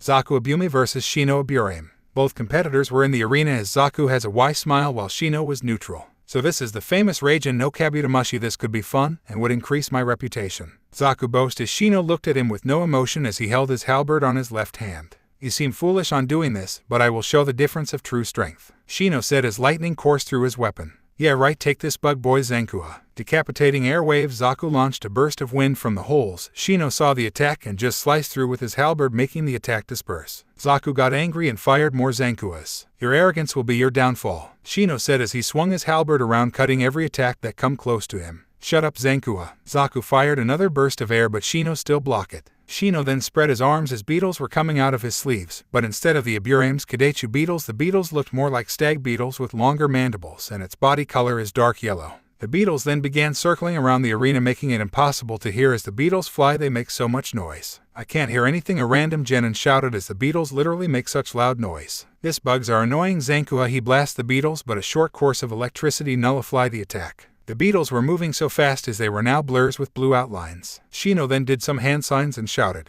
Rate Ninsho Kina Santiba no Jutsu. Lightning released striking thunder weaver technique. He span his halberd as the beetles followed the movement as they circle around into of blue blurs. Shino then points his halberd to Zaku, and in a flash Zaku was embedded to the wall as he was paralyzed to move. Everyone was shocked, pun not intended, at the display except Naruto and the gang. Winner Shino Aburame. Hey, it said as he coughs. Same as canon except Naruto and the gang. Neji Hyuga vs Hinata Hyuga. Both competitors were now in the battlefield as Neji glared at Hinata while Hinata just gave an unimpressed look. Give up now Hinata-sama, you will lose as it will be your faith, Neji said, but got nothing as he saw Hinata in a stance, making him angry. Your words does not hinder me Neji-nisan, for I have no bounds of losing to one's believing in faith, Hinata said as she acted her Byakugan as did Neji. Hajime Hade ordered. Neji charged in as he plans to close off Hinata's chakra points. Hinata saw this and dodged as she moved away from the assault. Neji got frustrated from her dodging as he charged in more. Hinata then did some hand signs and shouted, Suten Kazui no Mizu no Kakyu no Jutsu. Water release flooding water breath technique. She had in some air and a huge amount of water began flooding the arena as it almost reached the stands.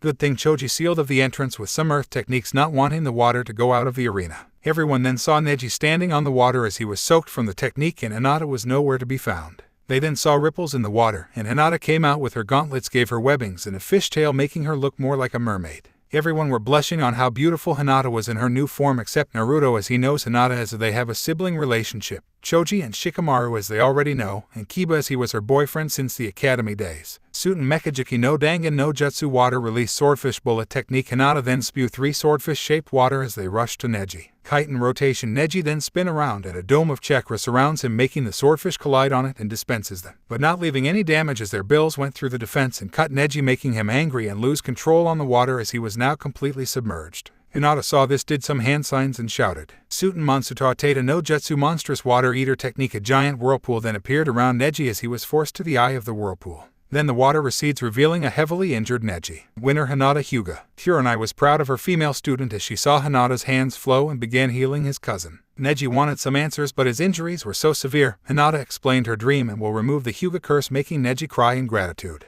The screen then started to shuffle and stop. Sakura Haruno vs Ino Yamanaka. Both rivals were now in the battlefield as Sakura prepared her weapons, and Ino grabbed her whip with her right hand. Hajime. Ino then wasted no time as she did a sideways swipe with her chain whip, but Sakura jumped away from the attack. Sakura tried to speak up but couldn't as Ino continued her assault. Ino saw this and spoke. Don't even try, Sakura. This is a battle and I'm a kunoichi that will fight for herself, not like a damsel in distress. This shocked Sakura and felt ashamed for being weak. Every kunoichi felt pride on seeing their fellow kunoichi fight like a true ninja. Ino did some hand signs and shouted, Nanat Narujanabai no Jetsu Cerebral Release Illusion Snake Technique. Everyone was confused at Ino for a second, until her whip glowed in a purple hue and turned to a purple transparent snake that circles around Ino. Everyone was scared as they heard the transparent snake hissing except Naruto and the gang. Don't worry Sakura, it's just an illusion, it will just pass through me. She saw Ino let go of her whip and said weapon move on its own. Sakura ran for her life, not wanting to be hit by the hard chains. Everyone laughed at the chase when some look at Ino in curiosity as they saw her float with purple outlines around her. Ah, help me. Sakura still ran as she was still being chased by the possessed whip. She was hit multiple times and they hurt badly. She starts to lose her energy and the whip finally wraps around her and got immobilized. Winner Ino Yamanaka Asuma was proud to Ino and will thank Naruto later. The screen then started to shuffle and stop. Shikamaru Nara vs Kin Tsuchai. Troublesome, I'm fighting a girl and it's the one at Odo, Shikamaru said as he jumped to the arena along with Kin. Both of them are on their places and prepares to fight. Hajime Shikamaru quickly drew his flintlock and hit Kin's knee. Kin screamed in pain as the bullet hit her bone. Everyone was surprised from the quick attack as they looked at Shikamaru and his weapon they were curious about, and thinking if they could reverse engineer it. Shikamaru took another shot at Kin's shoulder, making her scream in pain more. Please surrender, I don't like killing a pretty girl. Shikamaru wasn't lying, she was kinda pretty but he was in a match. Proctor, I surrender and please remove this thing, Kin said in pain. She then being left up by something, she looked down and saw a large lizard on her back. She was scared a little and struggled a little. Don't struggle, Shikamaru-sama wants me to get you to the infirmary, so please stop. The lizard said in a female voice, meaning it's a summoning animal. Kin then looked at Shikamaru weirdly. Like I said, I don't want to kill a pretty girl like you, Shikamaru said as he hit a blush. He didn't notice Naruto and Hinotori snickering at him. Kin blushed at that and looked away, but she mumbled a thank you. The screen starting shuffling and stop. Choji Akamichi vs Dasu Kinuta. Both competitors were now at the arena looking at each other. Choji let his giant hammer on the ground, making a really loud thud. Everyone was surprised from the sound, thinking on how heavy it is. Hejime. Choji then lifted his hammer over his head and crashed it on the ground. Rocks came out of the disturbed earth, and Choji hit the flying rocks with his hammer with one arm as it heads to Dasu. Dasu was getting angry as he can't get close enough to attack because of the rocks hurtling at him. Choji then did some hand signs and shouted, Dadanabite Eru Chikyu no Chikara no Jutsu. Earth release forces of the stretching earth technique. He swung his hammer upwards and a giant wave of rocks, mud, and stone were heading Dasu. Dasu couldn't react in time as he was overtaken by the earthen wave. Everyone was scared of him as now one can use that kind of technique without high chakra reserves. The screen then shuffled again and stopped. Hinotori Kabut-Mushi vs Fu Kabut-Mushi. The team on Taki were quite scared right now as their so-called demon is part of one of their allies. Both twins went down to the battlefield as they looked at each other with smiles on their faces. You ready, Amato? Hinotori asked, making the teams in Taki rethinking of their actions at the now revealed lost heiress of an influential clan. Hi Nichin, Fu said as she was in a taijutsu stance, and Hinotori followed suit. Hejime. Both twins then charge at each other as they trade blow by blow, and with the help of Chomai they have full-on resistance. Hinotori then did some hand signs and shouted, Shakuden Fumo no Chikyu no Jutsu Scorch Release Barren Earth Technique. Hinotori then let out a wave of intense fire. Fu saw this and did some hand signs that some didn't recognize and shouted, Yumata Nafurita Sekai no Jutsu Sea Release Flooded World Technique. Everyone was baffled as a wave of more darkened water clashed with the wave of Infernos and ending with a draw. Now that's a new affinity I need to learn more about, Naruto said in surprise at the scene. You finally found your affinity, Fu, I'm proud of you, Hinotori said as her wings appeared in charge. Fu saw this and prepared some more hand signs and shouted, Yuman and Mizu no Funshutsu Kuchai no Jutsu Sea Release Bursting Water Spout Technique. The floor rumbled as a giant geyser of salt water burst from the ground, almost hitting Hinotori, so she did some hand signs and shouted, Shakuden Chomayame no Jutsu Scorch Release Prominence Rain Technique. Fires were now raining down the battlefield as Fu summoned her own wings and flew past them. They then continued doing taijutsus as they clash each other more as they create shockwaves by each hit. Though Hinani funny, everyone turned and saw Hyoga and Tetsunoko cheering to their relatives. Hey Hyoga, Tetsunoko, Naruto called out to the male Kabut-Mushis. Everyone just ignored their talk and focused at the battle. Both female Kabut-Mushis still continued fighting with slight bruises. They just won't back down as they still smiles on their faces. Alright, let's finish this, Hinotori said as she did multiple hand signs. Right, Fu said as she did multiple hand signs. Everyone tense up for the upcoming attack and both of them shouted, Shakuden Suiho Suruteo no Jutsu Yumata Nakina Fukame no Jutsu Scorch Release Banishing Sun Technique. Sea Release Great Depths Technique. Hinotori spew a giant white of fire, and Fu spew a huge wave of salt water. Both techniques clashed as they made a huge explosion and covered the battlefield with steam. Everyone was tense up on who's the winner and saw the steam clear up. Both twins are on the floor exhausted as they finally reach their limits. They breathe in and exhale some air and laugh, making everyone confused except Naruto and the gang. Both of them tried to stand up but Fu fell unconscious, making Hinotori the winner. Hyoga and Tetsunoko picked up their sisters and took them home. The screen then started shuffling and stopped. Naruto Uzumaki vs Kiba and Yuzuka. Both competitors were now on the battlefield with smiles on their faces. "Hey Kiba, let's kick it up a notch," Naruto said as Kiba grinned and removed his jacket and revealing a large burn mark on his right arm. Everyone was disgusted on who did this to him except for his team and his friends. Kiba then sent chakra on his fingers and dragged it on a seal on his burned arm. Play Can't Hold Us by Macklemore and Ryan Lewis. Everyone then heard music on the seal and quite on the beat. They then saw Kiba's body small fire on his body till his body is now engulfed in fire with red glowing eyes on them. Akamaru was also on fire as everyone looked at them in awe. Naruto readied Tatsumaki in its fan form and he slowly starts to float. Hajime both contenders immediately charged and as Kiba held his daggers in a reverse grip and Naruto has his fan folded. Both of them trade blow by blow as sparks came out of their weapons. Both of them back of a few feet, and Kiba did some hand signs and shouted. In Yuzuka Katen Jutsu Atakaju and Yuzuka Fire Release Technique Ember Beast, Kiba then crouched down as the flames formed to a wolf. He then charged in with his fangs of fire. Katen Moriona Kiba no Jutsu Fire Release Flaming Fang Technique. Naruto then set Tatsumaki to its shuriken form, did some hand signs and shouted. Futon Kaibatsufu no Hoshi no Jutsu Wind Release Monstrous Wind Star. Naruto threw Tatsumaki as it gained more sharper blades from the wind. Kiba clamped the shuriken and doesn't seem phased from the attack and just spit it to the side. Both Kiba and Akamaru then split and did a pincer attack. Naruto of course flew out of it as he get Tatsumaki back. Kiba then charged in with Akamaru and shouted. Katen Kaimatsudakina Jushin Kasai no Kiba no Jutsu Fire Release Devastating Barreling Fire Fang Technique. Both partners then start spinning in a very fast pace as they become a speeding fire bullet. Naruto jumped out of the way but they still continued attacking with full force. Naruto used his shuriken as a shield as he took every hit. Naruto then flew upwards, but both Kiba and Akamaru still followed. Naruto was getting frustrated chasing so he summons two clones with their own Tatsumakis in fan form as they generate wind chakra on it.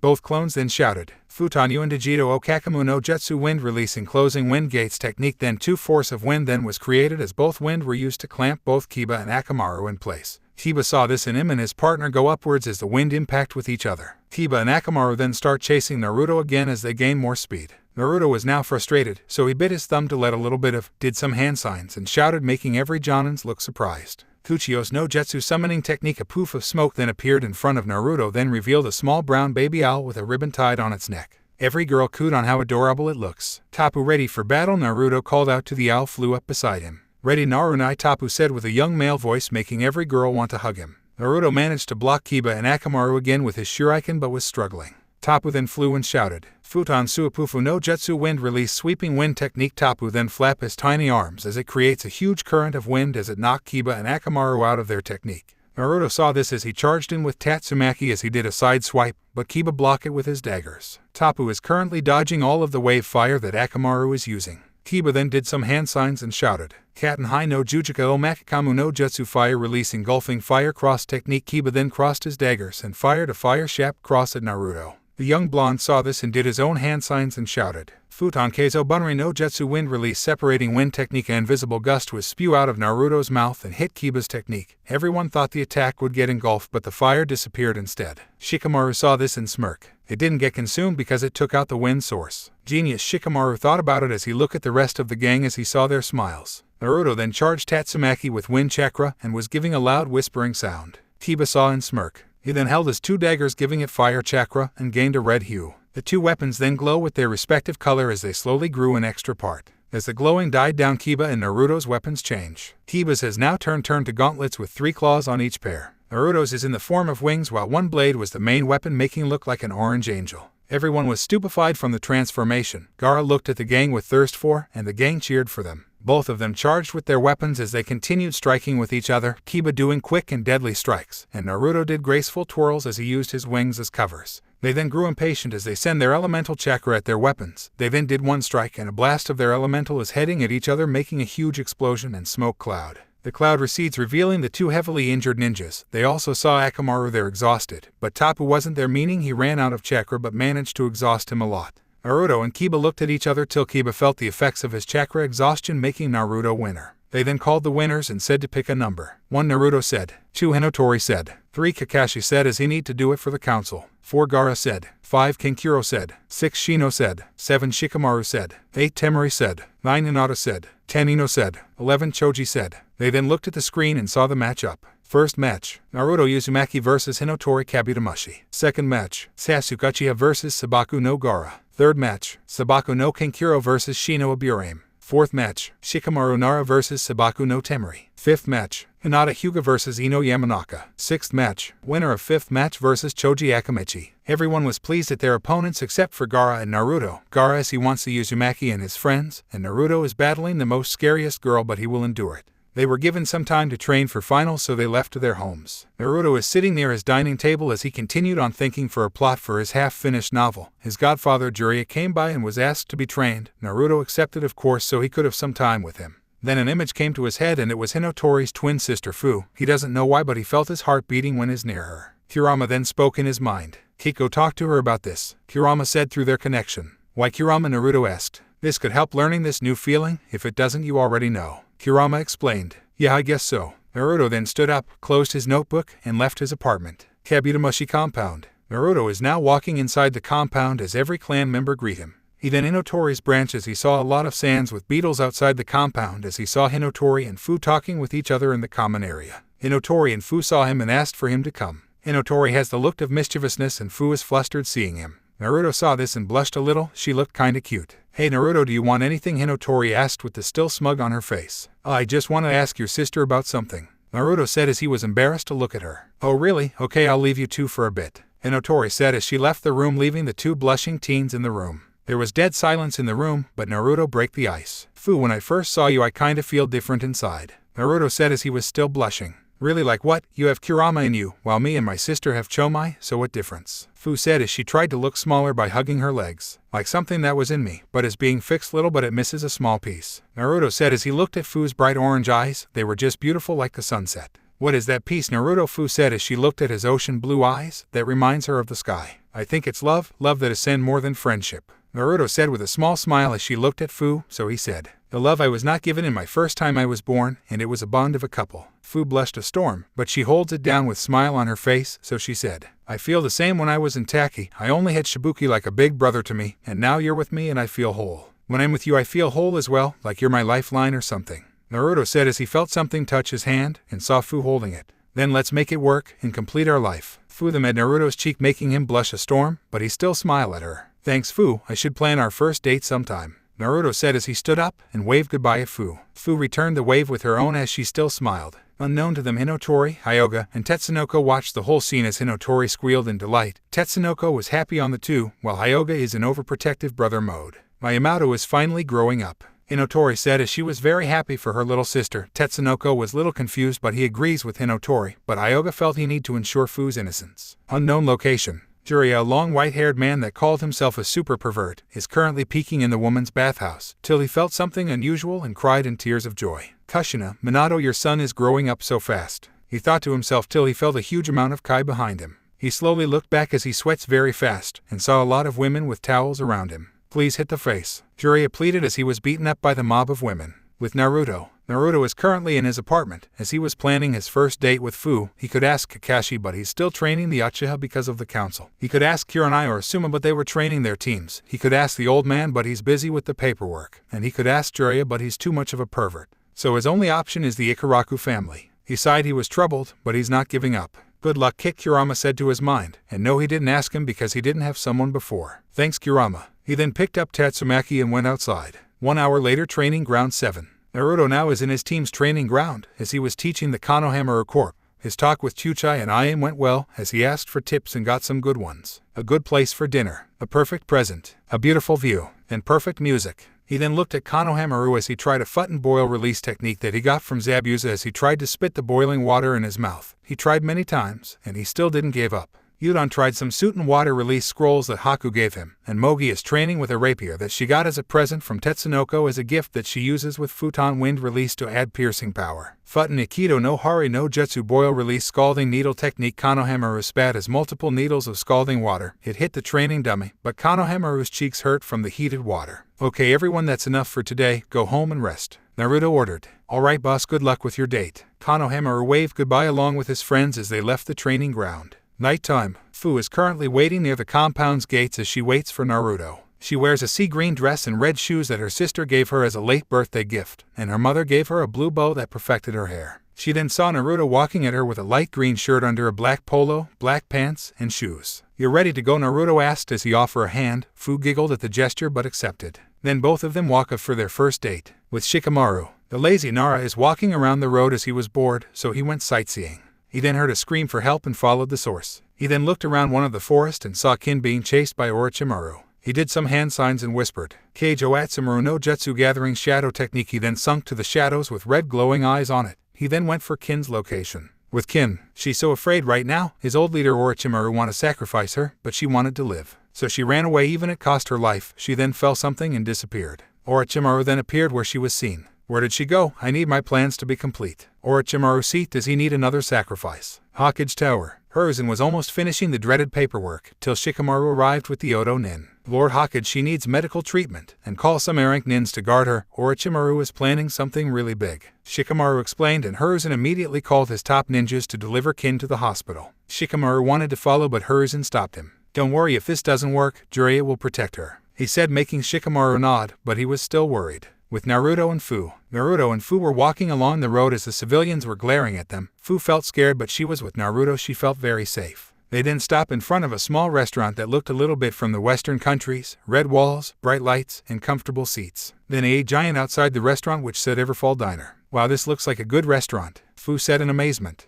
"It is, and it's the third place that I was allowed in," Naruto explained. "Really, what's the other two?" Fu asked. "Well, you already Ikaraku Ramen. The second one is Tenten's place where I get all my ninja supplies," Naruto explained, and both of them entered the place. They then saw a young tan-skinned blonde boy in a spiky hairdo and grass-colored eyes with a waiter's outfit. "Hey, Inazuma," Naruto called out to the other blonde. "Yo, Naruto, what's the special occasion?" the other blonde asked as he looked at Naruto and the girl with her. He then noticed their clothings, and they were holding hands. He smiled and said, "Naruto, you sly dog, Kiba, and now you, man, this is getting good." "Thanks, man, and I need a table for two," Naruto asked. "You got it, buddy." "Hey, old man, we've got a table for two here," Inazuma called out as another blonde adult came out of the kitchen with the same features as Inazuma. "What say you, brat?" the older blonde yelled. "Hey, Ryan-san," Naruto said to the older blonde. "Ah, Naruto, you came with Fusama as well," Ryan said in surprise. "Ah, who are you?" Fu asked in confusion. "Yeah, old man, who's she?" Inazuma asked, but got hit on the head. "Shut up, you disrespectful brat." "And she's the lost heir," Ryan said, making Inazuma surprised. "Hey, she's the lost heir, please forgive me," Inazuma said as he bowed, gaining another hit from his father. "You respected her and not me," Ryan scolded. "Oh, that hurts, old man, and because you're an old man that got another hit on the head." Fu sweat drop at the scene and Naruto. "Don't worry, it's their own thing," Naruto reassured. "Sorry for that. The name's Ryan Satan, and this is my disrespectful son Inazuma Satan. My wife isn't home yet as she always working on missions," Ryan said to the Jinchuriki couple. "It's all right, Ryan-san, I'll happy on visiting your establishment," Fu assured, making the older blonde smile. "Thank you, Fusama. Now excuse, I'll be making the right dinner for you." Ryan then went back to the kitchen to cook. "We should take our sits," Naruto suggested, and both of them took their sits. With Hinotori. Hinotori was in a few blocks away from the Jinchuriki couple. She really wanted to get them together, and she needed to stop her older brother ruin it. She could feel her brother's affinity acting up as she saw some people shivering. She then began searching so she could stop his older brother's scheme. Meanwhile, Jiraiya is jumping to the Hokage Tower as he was excited on training his Godson again. He suddenly stopped as he saw his Godson and a Kabut-Mushi girl with him. He cried in joy and said, "Naruto, you finally becoming a man. I am so proud right now, and I could teach him more about summoning."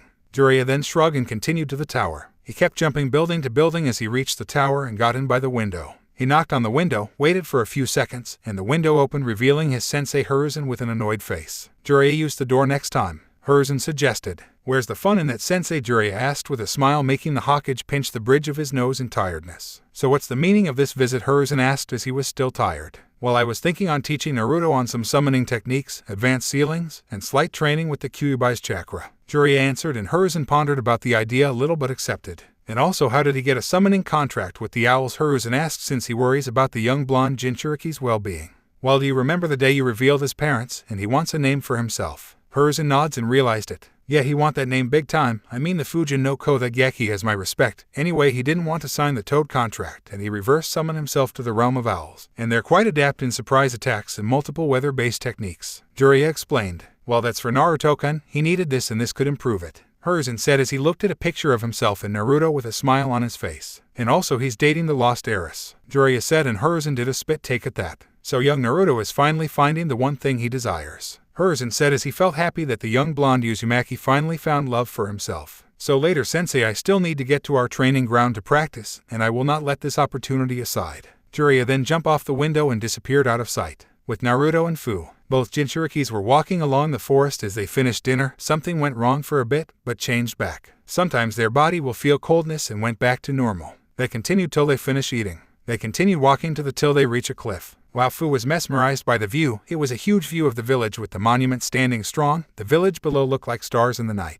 Beautiful, isn't it? I always come here if I want to calm myself down, and it's kinda relaxing here, Naruto said as they felt a cold breeze pass them and both of them shivered. Oh, that never happened before. Naruto assured and embraced Fu to give her some of his heat. Thanks, Naruto-kun, Fu said as she hugged him back. And now for the finishing touch, Naruto said as he sends chakra to the seal on his arm. Fly away feet, Angeli by the fat rat. A sweet melody then came out of the seal as Naruto offered his hand to Fu as he floats up. Ready, my fair lady, Naruto asked, making Fu giggled at the gesture but accepted. She summoned her wings and both of them fly off. Both of them looked at the village in an aerial view. They then went further away as they admire the forest and its population. Beetles from the place were attracted to Fu and was guiding them somewhere. They entered a cave as they went deeper inside, and inside a huge cavern is a whole colony of glowworms. They then the cave and went to a lake. Naruto felt a presence behind them and saw Kiba flying using his fire, and Hinata with a pair of water wings as she flew around with Kiba. Looking good, Naruto, Kiba said as he gave a thumbs up. Hinata giggled at this and they fly upwards. Both Jinchurikis continued flying as they went higher. Naruto sent some wind chakra around him and Fu so they could breathe better. They passed the clouds and they enjoyed the black sea filled with stars as they look up. Ray Fuchin, Naruto asked to slowly remove the wind chakra that made him fly. Fu nods and made her wings disappear. Both of them then began free-falling as they feel the cold breeze on their body. Naruto then sent wind chakra on his back and slowly took form. They were close to the ground and Naruto gained green feathered wings. He caught Fu bridal style and went back to the village. Fu enjoyed her time now and she likes it to continue. They were now in front of the Kabut-Mushi clan compound and Naruto's wings disappear. Naruto let Fu stand on her feet as she hugs him. Song end. That was the best time of my life, Fu said, and Naruto returned the gesture. So you two lovebirds finished. They then looked at the gates of the compound and saw Hinotori and a beaten-up Hyuga that was being taken care of by Haku. Both of them blush a bit but smile. Yeah, it's done, so see you later. Naruto was about to leave until Fu ate him on the cheek, making him blush but happy. Hinotori and Haku squealed in delight while Hyuga tried to stand from his broken body to ensure Fu's innocence. Bye, Naruto-kun, Fu said as Naruto went out of view of the scene. You choose a good man, Fu, you're lucky, Hinotori said as she began teasing Fu for dear life. Haku giggled at the display as she managed the older heir. The next day, Naruto's apartment. Naruto is currently eating breakfast as he almost finished his novel. He needs some new ideas for the final sentence, but he could manage. He then heard knocking on the door. He walked and opened the door, revealing Jiraiya. Hey, Rosanin. Jiraiya twitched at the jab but kept it in. Good morning, Gaki. Ready for your training for your battle with your girlfriend's sister, Jiraiya said with a smug smile as he saw Naruto's blushing face. You were spying on us, weren't you? Naruto said accusingly, and Jiraiya waved his hands in mock surrender. Easy, Gaki, I just passed by your date, and I was completely proud,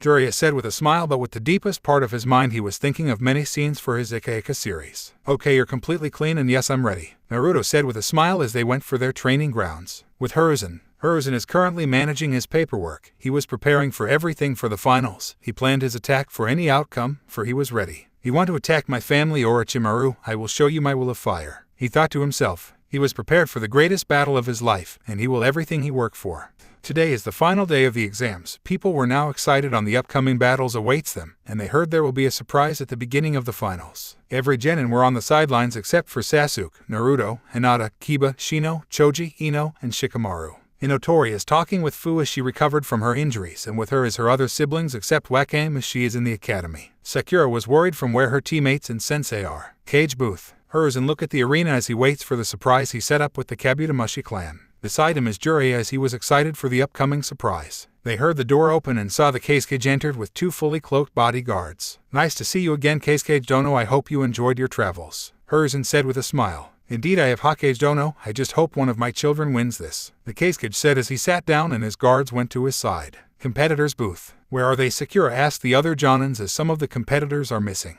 Don't worry, Sakura, they'll come, just wait, Hinotori assured, and Fu nods with her. Yeah, I guess you're right, Sakura said as she leans on the railings. Battlefield. Play Centuries by Fall Out Boy. Everyone turned to the stadium as a dome of wind was on the center. It was really big that it almost reached the walls. The wall then dispersed and revealed Naruto, Hinata, Kiba, Shino, Shikamaru, Choji, and Ino. They're standing in a circle as they faced outwards, and they have different clothings. Pause music. Naruto gave up the jumpsuit and wore a light green robe over a black t-shirt with a Uzumaki clan mark on the middle, black pants with multiple pockets, and black boots with green stripes. He also has Tatsumaki on his back. Hinata wore a tight black rubber shirt with blue outlines, dark blue shorts, blue leather boots, and goggles with a blue band. She wears her gauntlets that Tenten named Kawa and Mizumi. Kiba was more of a wild approach. He wears a white jacket with huge red fur on the collar. He wears brown pants with the same tuft of red fur on the end of the hole near the feet. He has no footwear, and he wears a necklace made of claws. He has both of his daggers on his waist that Tenten named Shia and Otoko. Shino still covered every part of his body with a gray jacket but has lightning marks on them, black pants, spiked shoes, and a string belt with rings on it.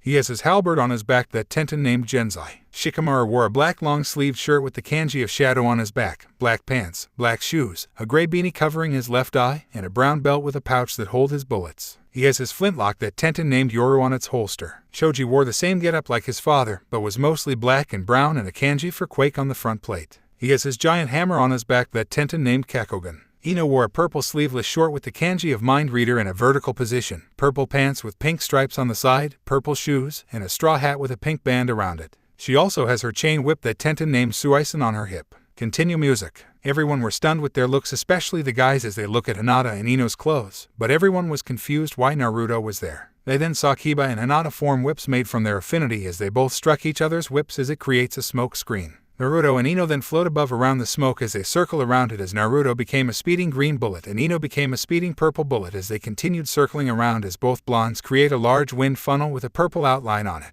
Everyone blocked their eyes as dusts were flying everywhere. Shino twirled his halberd as electricity traveled around the funnel and made diagonal cuts on the funnel as everyone have some view of the action. Shoji then slammed his hammer on the ground and stone platforms began floating around the funnel as everyone was looking on the dangerous yet beautiful display. Shikamaru slammed his two hands together as a wave of shadow circled around him and made copies of birds made out of it. Kiba and Hinata then charge at each other as they strike each other with their weapons as they dodge and strike as they do it, and both of them immediately retreat. Naruto and Ino then display a great air battle as they fire elemental bullets at each other, and as each bullet hit each other they will cause sparkles, making everyone look at the beauty. Shino and Shoji then met back to back as they twirled their weapons around as they made electric charged stones that floats around them. Shikamaru jumped on one of the stone platforms as he shot every flying stone with his flintlock as it caused blue sparkles when the stone got shot. Everyone then saw the 7 Genin shined on the stone platforms, and they held out their hands upwards. Everyone was getting suspense as they saw a hint blue on the Genin's outreach hands. Naruto and the gang then focused more chakra as all of them formed a Rasengan. Everyone was surprised as they saw 7 children doing the 4th second signature technique, and the most surprised was the Kasuke, or also known as Orochimaru, the one who killed the real Kasuke and disguised as him. The only one that wasn't surprised was Hiruzen and Jiraiya as they know Naruto taught them the technique. They then saw all of the Rasengans change color to the specific wielder's color, making Hiruzen and Jiraiya smile proudly at Naruto and the gang. They then saw the 17s throw their Rasengans and shouted, Futon Suiten Katten Raten Kegaten Daten Nanaten Rasengan Wind Release Water Release Fire Release Lightning Release Shadow Release Earth Release Cerebral Release Spiraling Sphere. All of the Rasengans meet at the eye of the storm as all of it had the funnel and everything in it, till it was totally compact and exploded with multiple colored sparkles. And music. Everyone was marveled at the display and power as they continued watching. At the stand, Gaara was smiling with thirsty aura around him, making his siblings back away. Play One Woman Army by Porcelain Black. They then saw Hinata and Ino dancing with grace as they used their affinities for a water show. Everyone watched as a full-on animals made of water swims through the air with Ino shot out some exploding mine shots, and Hinata made the area rain. Everyone then saw Hinotori and Haku jump of the stands and join the dance as Hinotori spins around and breath fire as it made a twister made of flames. The intense flames evaporated some of the rain as the flames slowly formed to a lotus flower. Hinata shot out some water to the sky and Ino helped by controlling the water to form a sphere. Haku let snow falls as it gleams with the fire. Hinotori then did a drop kick as she hit the blazing flower as it exploded with flame-like petals. Everyone was so admiring the scene like a moth into light. And music. Play The Phoenix by Fall Out Boy. They then saw the 5 boys dancing as they show their elements. Shoji focused some earth chakra on his feet and he raised his hands up, creating a giant tower. The rest then run up the tower as they went through multiple hand signs. Futonkei's no Tenshi Busudo no Jutsu. Wind Release Wind Angel Boost Technique. Naruto gained some feathered wings as he flew up the tower. Katen Hono no Torakurema no Jutsu. Fire Release Tiger of Fire Climber Technique. Kiba then set himself on fire that formed to a tiger that strengthened his climbing. Kageten Burakuito Kururu no Jutsu. Shadow Release Black Widow Crawl Technique. Then 8 black tendrils grew out of his back and began scaling the tower. Raten Hataru Furedo no Jutsu. Lightning Release Firefly Flight Technique. Shino gained some wings made of electricity as he flew up the tower. They blasted the air with their elements as they circled the tower to the very top. Kiba shot out a simple fire technique with Naruto boosting it with a simple wind technique. Shikamaru then released some crows made of shadows as they follow him around the tower, and Shino released sparks as he ascends. Noiwa aim no jutsu. Earth released great rock rain technique, then chunks of rocks went to the sky and dropped down as it slowly crumbles the tower with the help of the other boys, and land safely as they finish. And music. The 9 Genins gave a bow as everyone clapped for their incredible performance. The 8 of them then went back to the sidelines as they wait for the announcement. Skipping this, and a man named Genma is now acting proctor because Hei was brought to the hospital and was barely alive. You know who attacked him, and good thing Shikamaru was there to save him. Then Naruto, Uzumaki, and Hinotori Kabut-Mushi come forward. Genma ordered. Both teens were now in the battlefield as Naruto began to sweat. Ready Naruto, Hinotori shouted in excitement as Naruto tried to keep his cool. Some of the people that liked Naruto gave him a silent prayer cause this will not be good. Ready as I'll ever be, Naruto said in slight fear as held Tatsumaki tightly. Hajun. With no warning at all, Hinotori punched Naruto on the guts as he wheezed in pain. The spectators cringe at the hit as they know to never mess with her. Naruto stood up, still feeling the pain, as flew up to the air. Come on Naruto, show me what you got, Hinotori shouted with a smile as she went for multiple hand signs. Shakyuden Tsutobamu no Jutsu Scorch release star bomb technique. Hinotori then began spewing red hot fires at Naruto as each shot exploded near him. Naruto tried to balance himself as the explosions tried to move him around. Naruto then sent airwaves to the exploding S to keep them away. Hard to get, huh? Then take this. Hinotori then did some hand signs and shouted. Shakyuden Kanshaku no Jutsu Scorch release temper storm technique. She slammed her fist on the ground as geysers of fire shot out of it and rains hot cinders around. Naruto quickly evaded the raining fire and geysers as he went higher. This gonna sting a lot, Naruto said as he did multiple hand signs and shouted. Futanke's Doru no Jutsu wind release wind drill technique. Naruto punched the air and a drill made of wind charged at Hinotori, and as the drill continued charging, Naruto did another set of hand signs and shouted. Futon Seiko no Raisenfu no Jutsu wind release supreme spiraling wind sphere. Naruto spin in the matter of the chitin and the dome quickly follows the drill. Hinotori saw this as she spew fire at the incoming attacks. She managed to stop the drill, but the sphere is already near her. She quickly dodged, but the sphere created a strong explosion knocking her away, but she quickly stood up. You better be ready Naruto, cause I'm coming, Hinotori declared as she went for multiple hand signs and shouted. Shakyuden no Teo no Jutsu Scorch release eternal sun technique. Hinotori spew a small of fire which grew larger by second and is chasing Naruto. Naruto frantically fly away as the large of fire chased him. He did multiple sharp turns to evade it, but it still continues following. Stop running Naruto and take my hits like a man, Hinotori shouted in anger as she tried punching Naruto with each hitting the ground create craters. Naruto summoned 3 clones as they did some hand signs and shouted. Futon Vyuan Techibasudo no Jutsu, Futon Barachiburou no Jutsu, Futon Atsuryoku Yari no Jutsu. Wind release Vantage Burst technique, Wind release Breacher Blow technique, Wind release Pressure Spear technique. The 3 clones released their techniques with the first releasing a fast wind shot, the second one releasing a super thin wind shot, and the last one releasing a strong twister spear. Hinotori rushed in at the techniques and literally swat the 2 techniques away, but the last blast her away. Is that all you have? Hinotori shouted as she stood up and run up with no injuries on her body. Every foreigners look at her with bulging eyes as no one could literally just stand up from those techniques like being hit by a pillow. Hinotori then started chasing Naruto again, but with the added boost with her fire as she managed to catch a horrified Naruto on his leg. She then started beating her up and she launched him to a wall. Naruto was embedded on the wall as he groaned in pain. Competitor's booth. Sakura worried on her teammate as he took a huge beating, but still can stand up. Temari and Kinkuro grew scared at the wild girls' fight as they thought of her battling Gaara, and said boy looked at her with lust. Fu grew worried for her boyfriend, while the gang is not really worried. Don't worry everyone, Naruto is not giving up that easily. Hinata assured as they saw Naruto having a green glow around him. Battlefield. Play Pokemon XYZ opening. Green veins then wrap around Naruto's body as it activates the seal on his arm. Tatsumaki gained a powerful glow as Naruto got 2 of its blades on his hand as he did a battle cry. Come on Whiskers, show me your strength, Hinotori shouted as she charged with her fist engulfed in flames. Naruto flew forward as he positioned the blades in a cross position. Both of them clashed as they took each other's hits and dodged one another as a strong gust of winds came out of Naruto's blade. Prepare yourself Hinotori, this will end this, Naruto shouted as he attached the 2 blades back to their original place as Tatsumaki's blades grew wider. Naruto did some hand signs and shouted. Futon Tete Kaisbenshin Armada no Jutsu wind release Great Emperor wind clone Armada technique. The wind blew strong as it created 1,000 wind clones. Everyone's eyes bulged as they watched the display of what could be an army of blondes with giant shurikens. Yes, show me what you got, Hinotori declared, not even worried on the number of clones. She did some hand signs and shouted. Shakyuden Nensho Kaiana no Jutsu Scorch release combustion cannon technique. With a powerful punch on the ground, a powerful stream of fire charged to Naruto. Naruto seemed unfazed as he gripped his shuriken over his head, and his clones began dispersing. Everyone were confused not until they saw the wind of the clones circle around the original shuriken as it glowed very bright, and transformed to a giant shuriken that could estimate as the same size of one of the faces on the Hokage monument. Everyone grew scared at the technique as they saw something more powerful. "Come at me," Hinotori shouted as she charged in with her attack, and destroyed some of the unbursted clones with her fist and continued on striking. Futon Masusase Kuren no Jutsu Wind Release Mass Saw Cyclone Technique. Naruto threw the shuriken with great strength as it completely cut through the flames. Hinotori crossed her arms as the full force of the shuriken hits her, and was launched to the wall and created a large smoke screen. And music. They waited as the smoke cleared and saw Hinotori standing there panting till her eyes rolled up to her head and fainted. Winner Naruto Uzumaki Genma announced.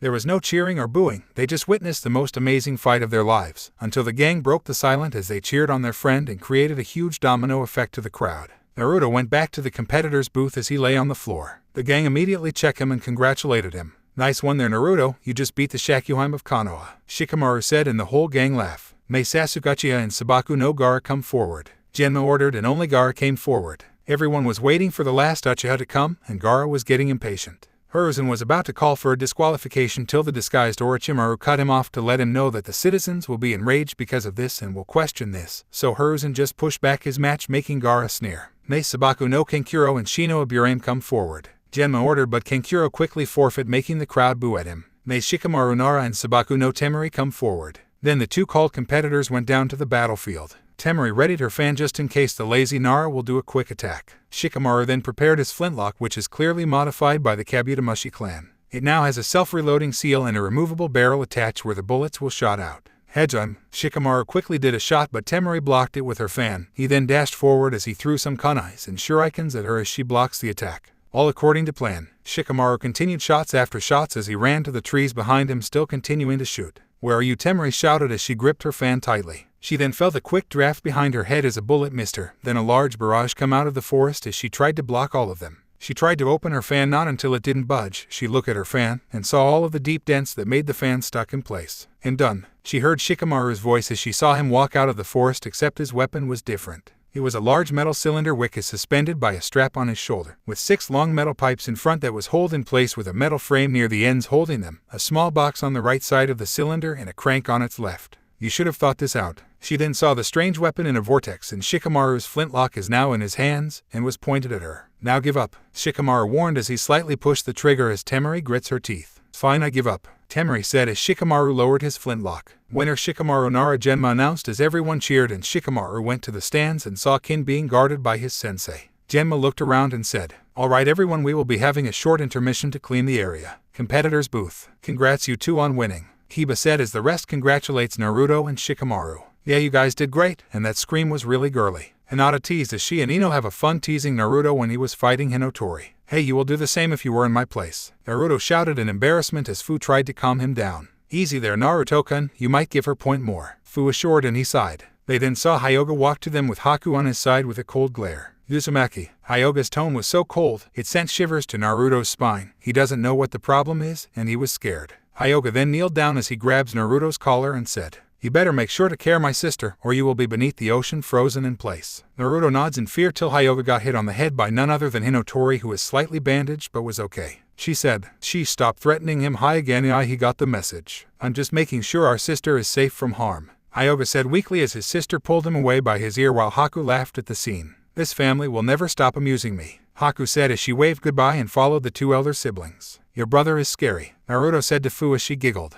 "Don't worry, he's just very protective," Fu stated as she knew how protective his big brother is since she came back to the clan. "May Hinata, Hyuga, and Ino Yamanaka come forward," Genma called out. "Well, it's our time," Ino said as she and Hinata went to the arena. Battlefield. Both Ino and Hinata are facing off with each other as they waited for the signal. Hedgehog. Immediately both of them start to throw kunais and shurikens as they block each other. Ino used her whip as she grappled Hinata's gauntlets, but Hinata was strong as she pulled Ino in. Ino quickly used her element to stop as she was now floating in midair with a purple outline around her. Hinata did some hand signs and shouted, "Suten Bermuda Kaiden no Jutsu water release Bermuda trap technique." The groin below Ino then formed a triangle-shaped geyser which the Yamanaka quickly evaded, but the water followed her. Hinata then charged at her as she needs to disable some of her chakra points. Ino saw this and did the substitution to avoid it. She did some hand signs and shouted, "Nanata no Besudo no Jutsu." Hinata then felt her brain shaking as her vision became blurry. Ino then threw some shurikens as Hinata wobbly deflect them. Hinata tried her best to keep her balance till she got an idea. She formed a small orb of water between her hands and threw it upwards. Everyone was confused at her action till the orb of water hit her head and drenched herself, which removed the pain in her head.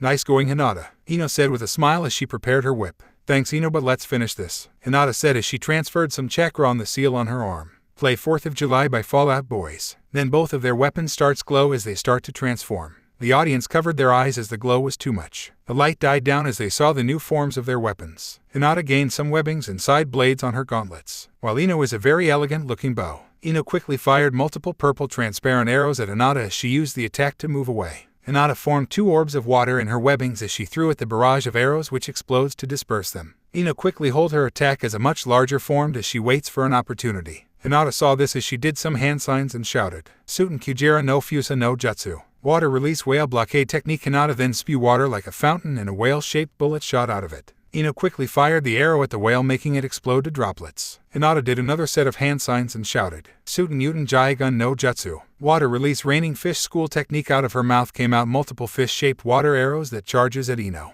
Ino fired more arrows to hit all of them, but they were so many that she needs to back away as the whole school chased her. Ninpo Chikaji no Jutsu. Ninja Art 1000 shadow arrows. Ino fired one arrow till it covered itself in smoke and a huge barrage camo out of it, quickly destroying the whole school. Hinata then closed in for a taijutsu fight as Ino used her bow to protect herself from getting her tenketsu points getting closed. Ino then charged forward with a chakra-enhanced fist and struck Hinata in the gut, but Hinata hit her neck hard as both of them are knocked out. Genma looked at them if they still cannot, and saw they can. He said, both fighters are knocked out, it's a draw. Everyone cheered as the medics got the both out off the arena to be healed. May Sasuke and Sabaku no Gara come forward. Out of nowhere Kakashi appeared along with Sasuke wearing a blue jumpsuit. Sorry we're late, Kakashi said with an eye smile as Sasuke went down for the match. With Naruto, Shikaka will tear him to shreds, right? Kurama said as the Uchiha tries to pass sand, but couldn't as the sand keeps blocking. I know Kurama, but he's too stubborn to give up easily, Naruto said mentally as he watched the Uchiha struggle. You could say that again. The sudden voice of Chomai cut their musing. During his training, him and the twins shared a mental link to each other to communicate better, and boy Chomai boast very highly. You guys are being mean, Fu mentally said. You don't know the guy, sis, he's a total jerk, he only cares for himself, and he tried to steal our techniques that we work for. Hinotori argued as she still hate the Uchiha from doing it. I can't be that bad, Fu said. Before the massacre, some of his clansmen tried to break in our compound, but got drained for it. Hinotori said with a deadpan. Okay, that bad. Anyways, Kurama, did you contact your other siblings? Naruto asked his partner. Well, Juki immediately contacted me along with Sun and Kokuo. Shukaku you already know, Seiken is hard to find, and Matatabi and Isabu are having a hard time to find us, Kurama said. Then we better plan this meeting after this, Naruto said as they looked back at the arena and saw Sasuke use Kakashi's Chidori 1000 birds on the sand where Gaara was standing, which pierced it. Booed. Gaara shouts like a maniac as an arm of sand hit Sasuke, and sand slowly took over his body and his eyes changed, having black squares and yellow star-shaped pupils and arms of sands. Naruto then noticed something in the air and thought, Jinjutsu Kurama. On it, the Kyuubi said as he dispelled it along with Chomai's hosts. So it finna begun, Hinotori said as they saw the cage booth blow up. Indeed it is, Naruto said as he noticed the others fell asleep as he focused some chakra and released it as a burst to wake them up. Naruto, what's going on? Sakura asked as everyone looked at him for answers. The invasion has begun, Naruto said sternly as the gang gonna finally get serious. Utter chaos has now bound Konoha as ninjas from Suna and Oto invade everywhere. Right now Naruto and the gang fought of the invaders as Hiruzen fought of his student Orochimaru along with Jiraiya, and Sasuke chasing Gaara with the Sand siblings along with Sakura. Futon Fury no Jutsu. Wind release wind dragon technique. Naruto launched a Dargan made of wind to an incoming group of invaders as they were blasted away by the dragon. Suten Suigaden. Water release water fang bullet. Hinata summoned large water spikes from the ground which impales some of the invaders as they're mixed with the water. Shakyuden Chomai no Jutsu scorch release prominence rain technique. Hinotori rained down fire as they burned the invaders alive. Hey Naruto, what's the plan? Hearing Hinotori's shout, Naruto gave some hand signs as she nods. She flew into the air as she saw stones hurling on the west side along with large explosions and large swept dust. They're on the move, let's go chase that idiot Uchiha before he get himself killed from the large sandbag, Hinotori said as Kurama and Chomai laugh at Shukaku's nickname.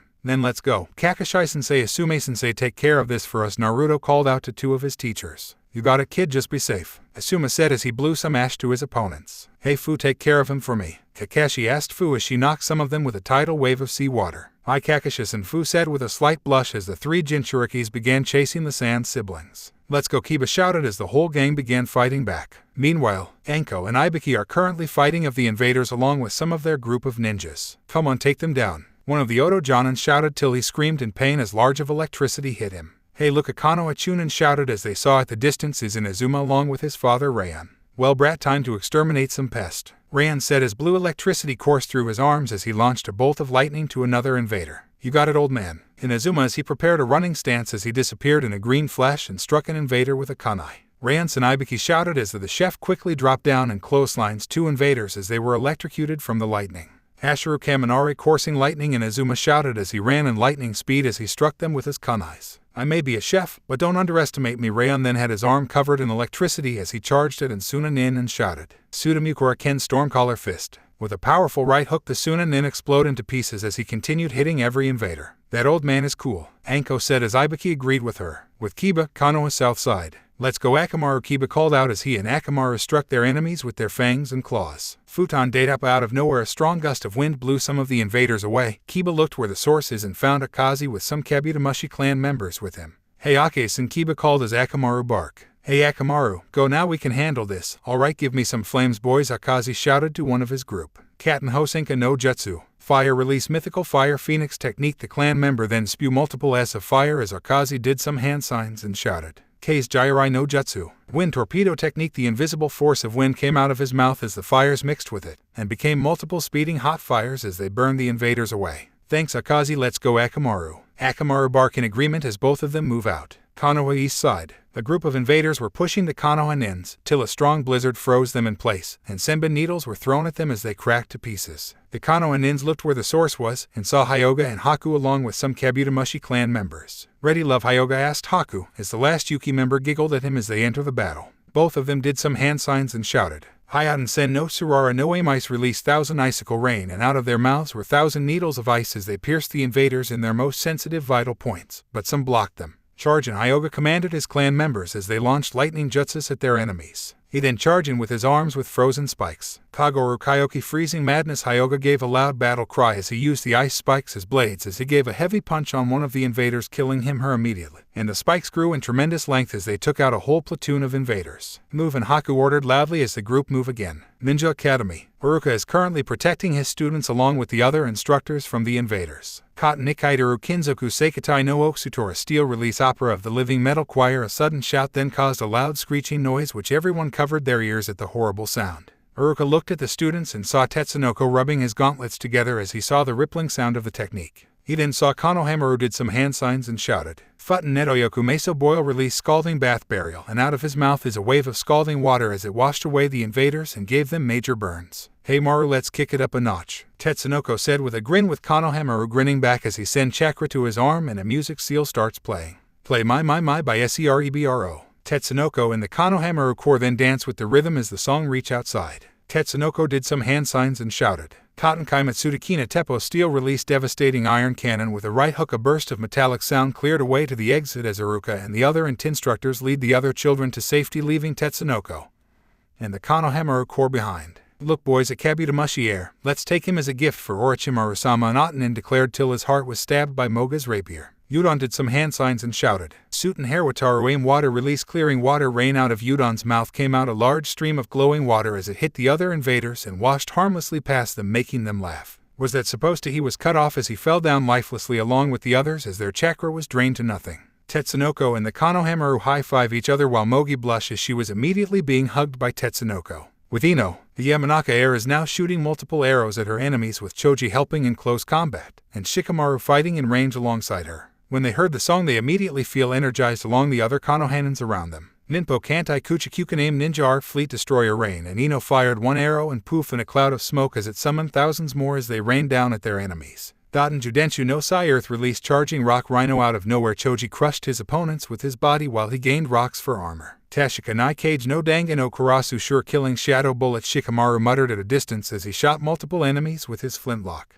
Move. The three of them then saw Hikari wielding a sword of light as she slashed open her opponent. Kurenku Zanjiki gleaming slasher with a slash from the Kabut-Mushi matriarch. She took down multiple enemies in blinding speed. Hatten Nagaruha no Hariken leaf release flowing leaf hurricane. A sudden shout caught their attention as a twister of leaves hurled some of the invaders away. They looked where the source was and saw Wakame with some guards with her. Go help your senseis, we will take care of them, Hikari ordered as she slashed more enemies as the three Genins left. Music stop. With Naruto, The young blonde along the mint-haired twins are currently chasing the Sand siblings and the rest of Team 7 as they are boosted by their bijus. Hey Naruto, one of them stop, I think it was the puppeteer. Hinotori said. You think you can hold him? Naruto asked. Yeah, I think, but his poison is my only problem. Hinotori stated as she was always the target of poisonous beetles when she was little, and she was prone to any kind of poison that can't pierce her skin. I think I may have assistance. The three Jinchurikis yelped in surprise as Shino came out of nowhere. Shino, stop doing that, Naruto shouted. My apologies, but I will stay with Hinasan to help her in her fight. Shino stated calmly, but in the inside he was quite nervous getting to know his crush more. Sure, Shino-kun, Hinotori said cheerfully, not noticing Shino's reddened face. Thanks, Shino, and also is there anyone will help us along? Naruto asked.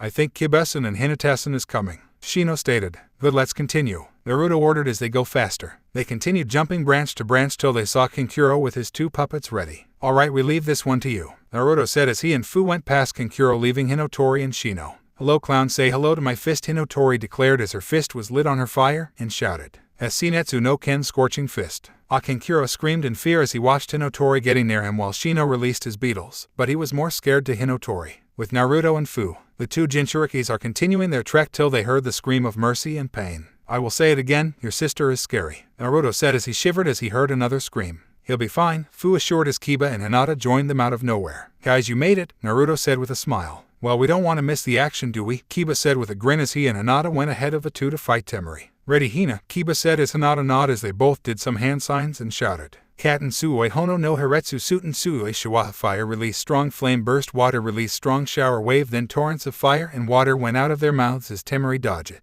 The torrents then hit a tree which explodes to splinters. Great, why do I get them? Temari thought in anger while Naruto and Fu went past her. Katen High Tatsumaki fire released fire tornado. Kiba then spin around as a vortex of fire covered him and charged at Temari. Temari quickly evaded the fiery twister by jumping higher, till she saw Hinata in front of her doing some hand signs and shouted. Suten Fuguhari Basuto water release blowfish needle burst, her hair spike up with a blue hue and needles of water rained down the area. This is getting annoying, Temari thought to herself till she noticed something. Where's the guy's mutt? As she thought about it, she didn't saw the little dog at all. She scanned the area till an explosion launched her to a tree. She then stubbornly looked up and saw a lit up Akamaru preparing a fire on his mouth. Nicely done, Akamaru, Kiba praised his partner and got a happy bark in return, still having the fire on his mouth. You're not going anywhere, Hinata said as she prepared a racing and aimed at Temari. With Naruto and Fu, the two Jinchurikis are on their way to Gaara and the rest of Naruto's team as they saw the havoc Gaara created. Branches were broken with leftover sands on some of the trees. We're close, Naruto said as they saw Sakura trap on some sand while Sasuke has his curse mark active as he fight off Gaara.